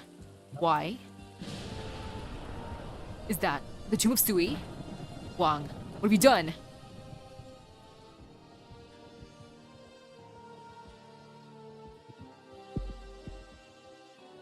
Did the heart skip a beat, or did it beat twice in an instant? Or was it the vibration of the nomadic city from the sudden movement? Oh, pause. Oh yeah, no worries then. A little pause is fine. Man, I love all the drama here. I'm happy that we got to see the past. I'm more invested in the past side than the present side. Like, the present side's cool and all, but I like seeing Sister Jie. And heck, the other siblings are nice too. I didn't expect to have two siblings here, or two new ones, technically. Jie and June. I wanna summon Sister June. Is she pretty? I want all the siblings. They can have a nice reuniting dinner on top of Inroads Island. Brother Yu will cook for them. The ultimate chef. Brother Yu be so happy. Let me all summon you for Brother Yu. I still can't believe I summoned Chen today, another Chen. I thank you, free summon. So whenever I get enough for multi-flow, I'm gonna still give more to the banner. I will not resist. Limited banners are the most fun. It's not like there's gonna be one for a while anyways. Hehehe. I'm gonna worry, I think. I should be looking at upcoming banners, but I'm not. I know it's bad. Like, at the very least, I do that for FGO. And then speaking of FGO, BB Dubai and the other summer servants come out on Wednesday. I'm excited. I've been resisting throwing multi-pools at CL's banner right now. As much as they want MP5 CL, I shall wait for BB Dubai. And then if I get her easily, and the other two easily, then woohoo! More offerings for Summer CL. If I can MP5 her, I want to raise her super well, so then that way, potentially, if AX has another damage contest, I want CL to be my main hitter. But I'll also raise Arc and Alco just in case. Or maybe I'll have Kosomine. I guess it depends on how many embers I have by the time. My main focuses will be CL, Arcblade, and Alco. Then Kotomine. Kotomine would be so funny to use. I guess it depends on who the guest is gonna be. And if there's any special damage contests. Because that'd be perfect to flex. Or to be silly with. Like, this year was fun. I was not prepared enough, but it's okay. Now I'm prepared for next year. And I want to enter multiple days if I can. Or actually, no. I want to enter all the different things going on. I'll get a participation prize at least. For trivia and the other stuff. I wonder if they have another shouting contest too. Last year was Screaming Stella the loudest. This one was yelling Excalibur the longest. From loudest to longest, what's next? It'd be a bit embarrassing, but you know, it's fine.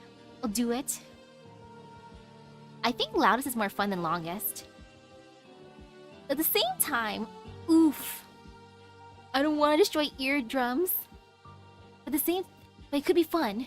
Very, very fun. I just let a little one, like Stella, or Excalibur, or whatever's next. Should be fine in the end. But nah, gotta go in it to win it. I also gotta force others to go up with me. For emotional support, I know it's bad, but teehee, why not? Like, come on, you know, we wanna go up too for the free pin. Participate for the goodies. Use it for a gacha. Gotta have a nice, like, summoning thing after all. Like, come on, gacha gods. You see this pin? You know I'm legit. Let me summon good. So for Catalyst for Wednesday, at least have some snacks.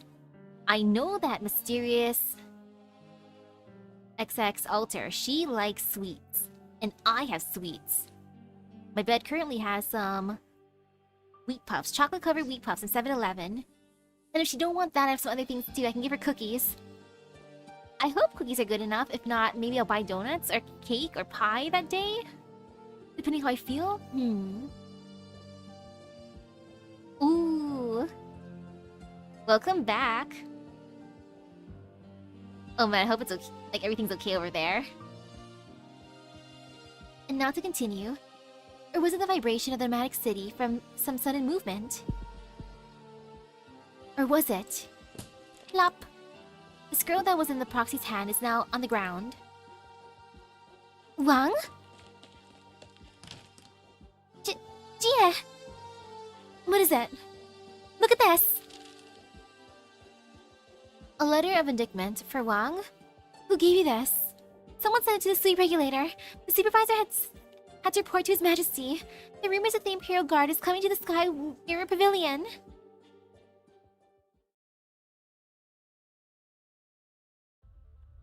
Thank you, Chun, for showing this to Jie. Finally.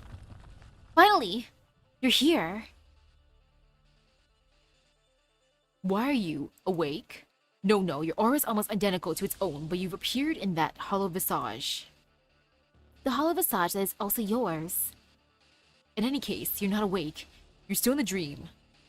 Of course I'm awake. You've awakened me centuries ago when you intruded upon my dream. You're bluffing. I would not be standing here if you were truly awake. You flexed in your dream and thought that you had woken up. You a mere dreamwalker, yet not yet awake. Dare call yourself awake? Dreamwalker? Very well, we shall call this journey... It's a journey in a dream. But I see those games that you and your siblings play in those puny humans, and your foolish, flawed, presumptuous plan to replace me. You want to become the same as the humans, to become such fickle, puny creatures, in order to escape your fate? How pathetic. How laughable. You forget that these puny creatures defeated you and imprisoned you for 1,000 years. Does it matter if you're awake? Your shadow, a reflection, a phantom questioning its own shade, a reflection in fleeting water. Killing you will not be difficult. Is that so? The proxy turns around to look at the corridor that he just walked through, but he finds no path. Why are you afraid then? It took so long for you to get a chance to see me like this. If you're not afraid, why have you not torn me to pieces in your hatred? Pathetic. Foolish. Watch your tongue. Didn't you want to fight me to death? Then come. Do what you do best. A Ouija board appears in front of Wang, with a familiar crack on it.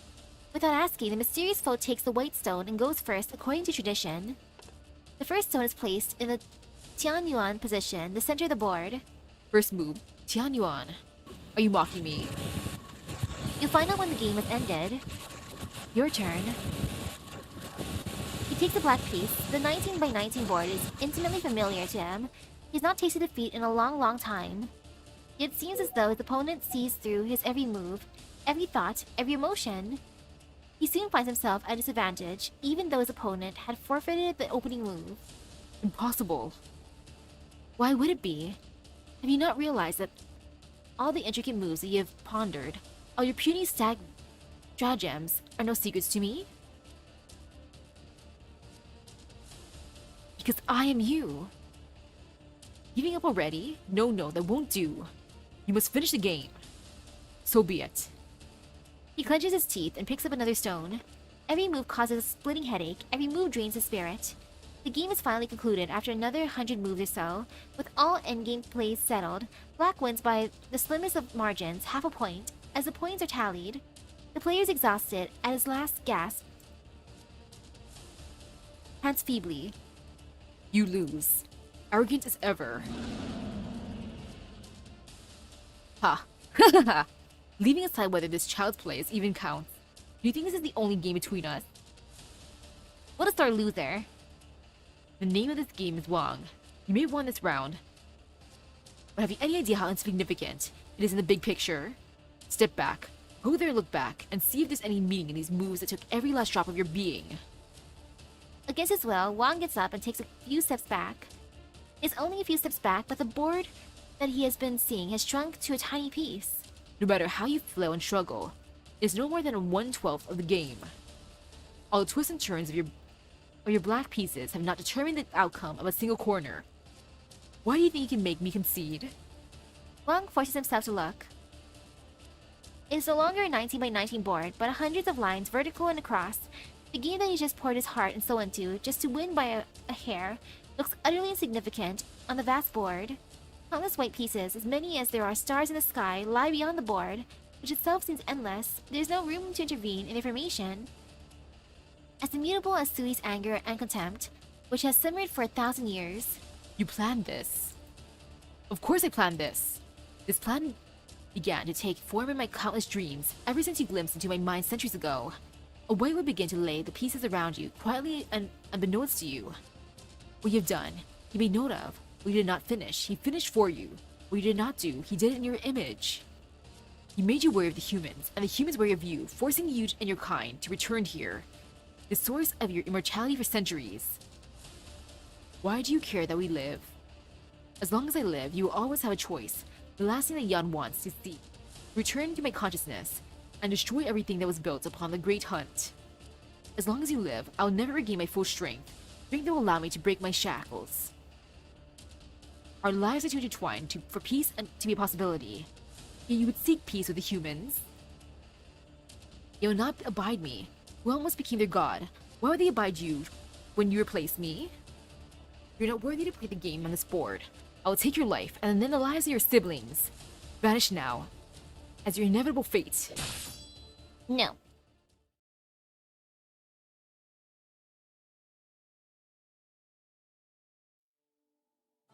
The true Lung let Wang go to the temple of Sui, to the tomb of Sui alone. He would not have given Wang the opportunity to tell me. He never wanted to hurt anyone. Words were never his strongest suit. He was obsessed with victory and defeat, but cared nothing for loss and gain. The shrewdest and the most foolish amongst us. He saw through every scheme and treachery, but he could not do something as simple as letting those around him truly know him. Besides, am I not the proxy of the Sui regulator and you have always feared the most? I knew, or rather, I knew they would tell you. I can feel it, even if you don't say anything. I thought I could control this power in time. Lately, though, I'm feeling less and less like myself. My memories have begun to grow indistinct many years ago. In recent years, the same has happened to my emotions. Perhaps. There's something I want to ask you, Chun. And polite as it may be, what did you feel when your mother died? Underneath her thick black hair, the elf's ears twitched. Why do you ask? Because there is still hope for Wang. You're gonna save him? As it stands, with my strength in his, I can do no more than die in his place. What is the death of a family member like for beings like you and me? Why do you ask? Why do you have to open my wounds? Suddenly, Chun understands. She is asking for herself and for Wang. If losing a loved one is merely like a little speck of sorrow in a long life, then she would choose death and leave the insignificant sorrow to Wang. and become a loss that stings a little from time to time for her siblings.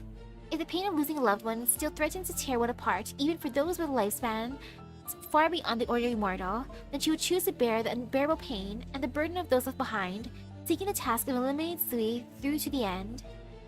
An immortal being facing the possibility of losing family forever for the first time. Though she's written about meetings and partings innumerable times, finding no other measure to judge by, she can only rely on Chun to make a decision. She only has to tell the truth. The pain of losing a loved one does not heal so easily, even after decades, after centuries. That death is liberation and life is pain. Which way the scale tips is obvious, that it was best for Wang to let him go. The Jia should remain and feel the pain that lingers. Wang reaps the death that he sowed while Jia remains. It is how things should be. That Jia would cautiously advance the cause of eliminating Sui without crossing the line as Wang did, incurring the wrath of the true Lung when the Sui regulator received an anonymous tip. But eliminate the great evil before dealing with the culprit. There's no one in the Sky Mirror Pavilion or the Imperial Historical Cabinet who could stop her. It's becoming a real problem. She should be responsible. She should be held responsible if the history of Yan falls into chaos. Imperial Historical Cabinet abolished. Takes control of the written language of Yan. No one may oppose her. Reviews the livelihood of every household in the land. Anyone who's committed fraudulent acts has her name erased and is exiled to borders. Thousands die. That's just a fanfic. Chaotic murky memories grip at the candleholder's heart. It's not right. She seems to remember that none of the speakers had faces. Something is not right. It is false, fabricated, designed to drive a rift between candleholder and proxy, turn them against each other. But is it not a fact that Jia's power is growing? She will become more powerful, more terrible than the Sui beast itself. She cannot help it. I must help her. I must do my duty to Great Yan. Two entwined wills surge in her chest. One belongs to her, the other to those faceless people, but also to a Yan that does not want to give a proxy complete control over history. She cannot help but suspect that her recruitment by the Sui regulator was not luck but planned. She was assigned to watch the most difficult proxy to control because of her long lifespan. She would understand that the monster that Jia would become because of her interest in history. She will lose her mind, and she will lose her hard-earned home if she betrayed Great Yan because she has nowhere to go. Is that why? She feels the crushing weight of her burden. A rumbling sound fills her mind. She cannot think. She must do her duty to Yan. Do her duty as a candleholder. By chance, she's seen Jia at her most fragile. She must let the great evil take the culprit's place. It'll be best for the proxies even. Yan will lose a reason to wage war on them. My mother. When she passed, I felt very little. The pain tore you apart. I felt as though the death of my mother left a hole in my heart and made me find something new to fill it. It was as though your heart was ripped out from your chest, leaving behind a bloody hole that you know nothing would ever fill it, that things would never be the same again. I cried when I buried her, but that was it. I stopped crying very soon. You'd cried your tears dry by the time the last dirt was laid over your mother's face, but you still could not stop crying. You had no idea what to do. Our journey is a long one. We'll find new things and meet new people that will soothe the temporary pain. Your life is too long and the lasting things too few. Just did as you instruct.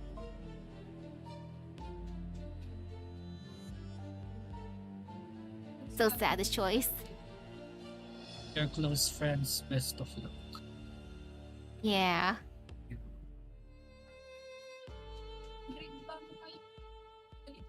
Your life is too long and the lasting things too few. When you lose them, they leave behind voids that can never be filled, wounds that never heal. I hardly even think of my mother anymore because I have you. I have other friends. Your loved ones appear in your dreams. They come to you when you are alone. The pain grips your heart when you hear songs like the melodies that she once hummed. There's nowhere to run. When I'm with you, I'm happy. She barely managed to utter those last few words, so great was her urge to throw up, She could hardly breathe.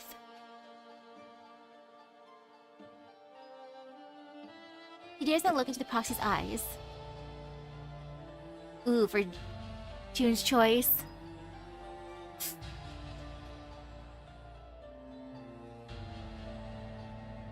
Like, it is true that Gia's power is extreme, but still. Man, I'll just give her an honest answer. She fears that the one before her would be blinded by her words and truly believe that loss is something that she can be soothed by time. She fears that the one before her would see through her lies, see her well-intentioned and despise her. She fears herself for saying those words. I see. I see. Thank you. You're a good candle holder. Gia probably knew. It's like, I know you're lying, but it's okay. The murk in the candle holder's chest suddenly clears. There's only an empty hole there now. Wind blows through the hole and speaks in her voice. Gia, It was a cruel question, but I asked because my heart was in turmoil.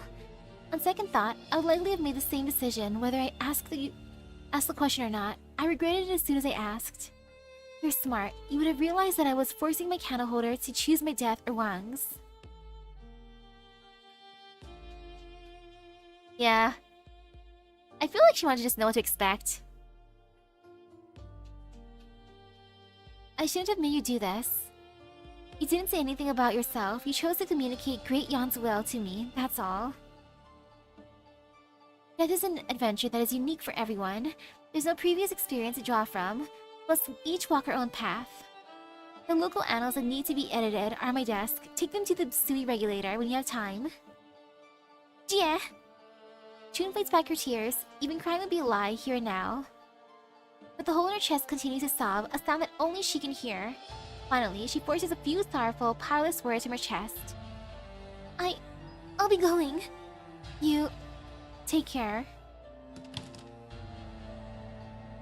Bye, Chun.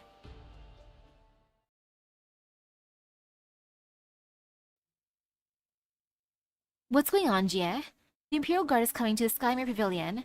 I almost got shut inside my own home by my candle holder. Did something happen to Wang? You can hear it, can't you? Its heartbeat.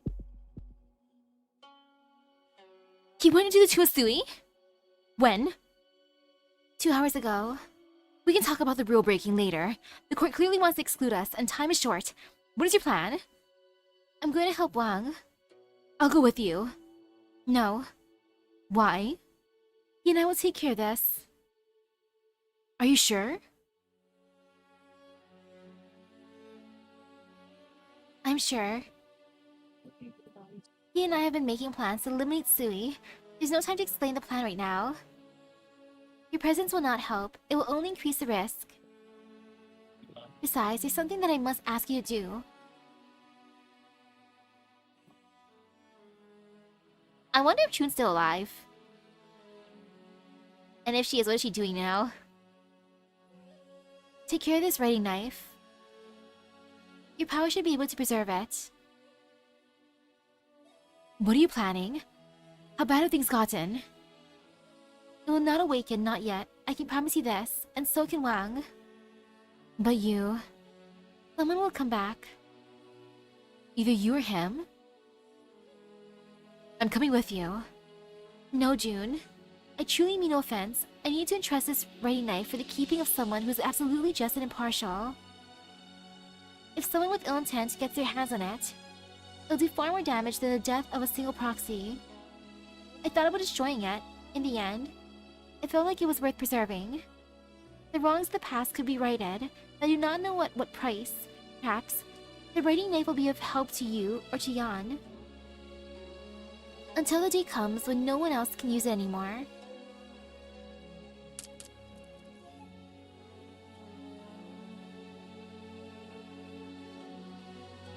Don't be like this, June. Maybe I'll come back with Wang.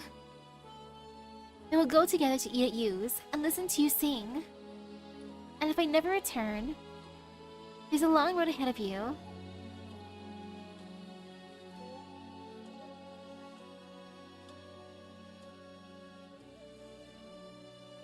Bye, Gia.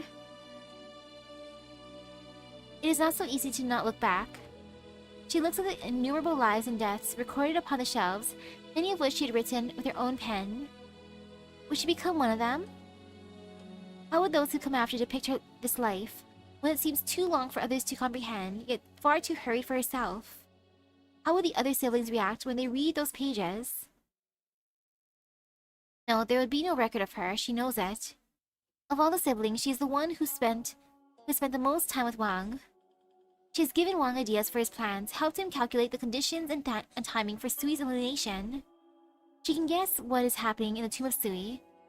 The clear and distinct heartbeat has already told the full story. There is no other way. She must use her powers to erase the name. She has spent much more time in the mortal realm than ordinary people. Everyone dies. It is precisely the cycle of life and death that made possible the innumerable ways of life that have fascinated her, as well as her siblings. But if death is such an unremarkable thing, like a wisp of smoke in the wind, what is living truly? The light from the setting sun pours into the room, upon the countless history tomes, as though restlessly poring through traces of the past. Every word in those scrolls is written with the tears of blood, but the only thing written on the last page is the word regret.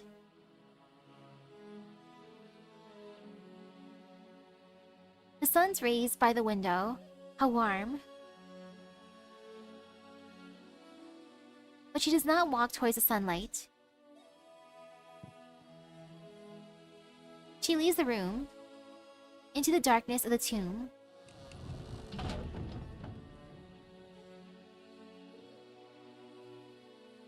Hi, Wang. No words need to be said. Wang knows it is a fragment. It is retrieved from his own memory. An image that he has never forgotten, even for a moment, in the last 120 years. He lies exhausted on the ground. 100 white pieces on the board have turned into blades that impale his chest, and he is slowly inundated by this pure white, until the golden light surrounds him. I'm sorry. Wait for me. Wait for me to come back. For you to come back. It was the other side of the dream, a place that he should not have been able to touch. But she seems to notice him and turns around to look at him. There's a faint smile on Gia's face as she nods lightly. The light gushes from behind her, surrounding the figure, swallowing it, dissolving it, sweeping away the dream realm and revealing the true face of this place.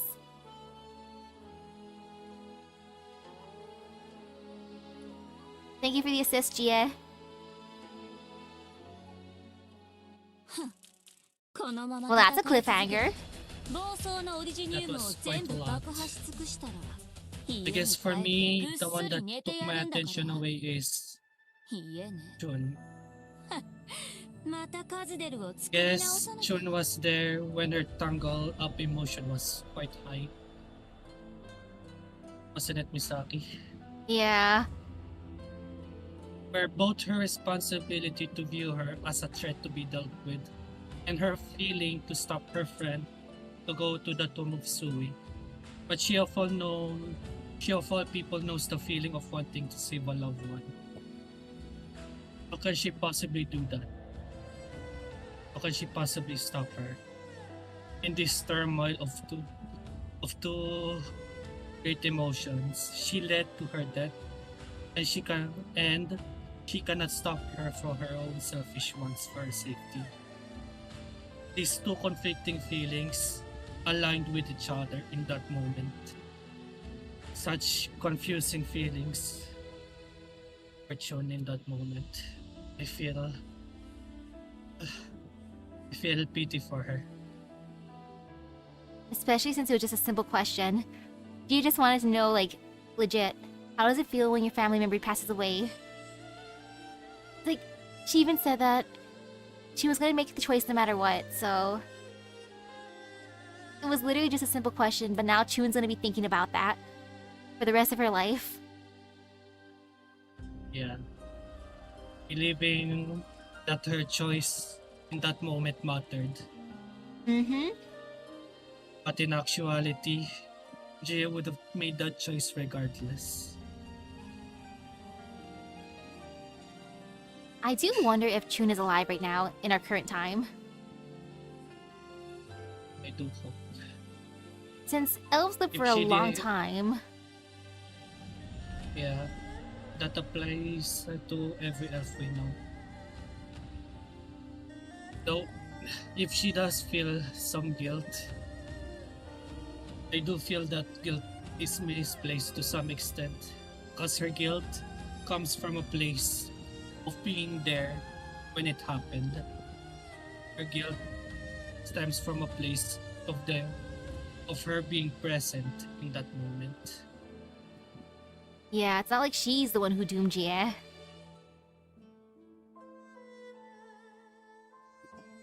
Well, I wonder if she reported that what happened. Hopefully we can see what happens afterwards for that side. Yeah. But hey, I'm excited to see what happens in the our current side, especially since now Brother Wang knows to flip the board. Yeah, flip the board. I hope we see him do that because it'd be funny just seeing how upset Sui ends up being. I think. Let me count the stages 8, 9, 10. 9. You have 6 stages left. I think you can finish the event in the next stream.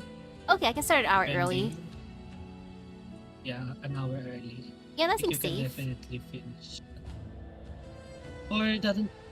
For future events, the next event after this will be a short event in Syracuse, a short records one. And after that, it will be a dead week of reruns.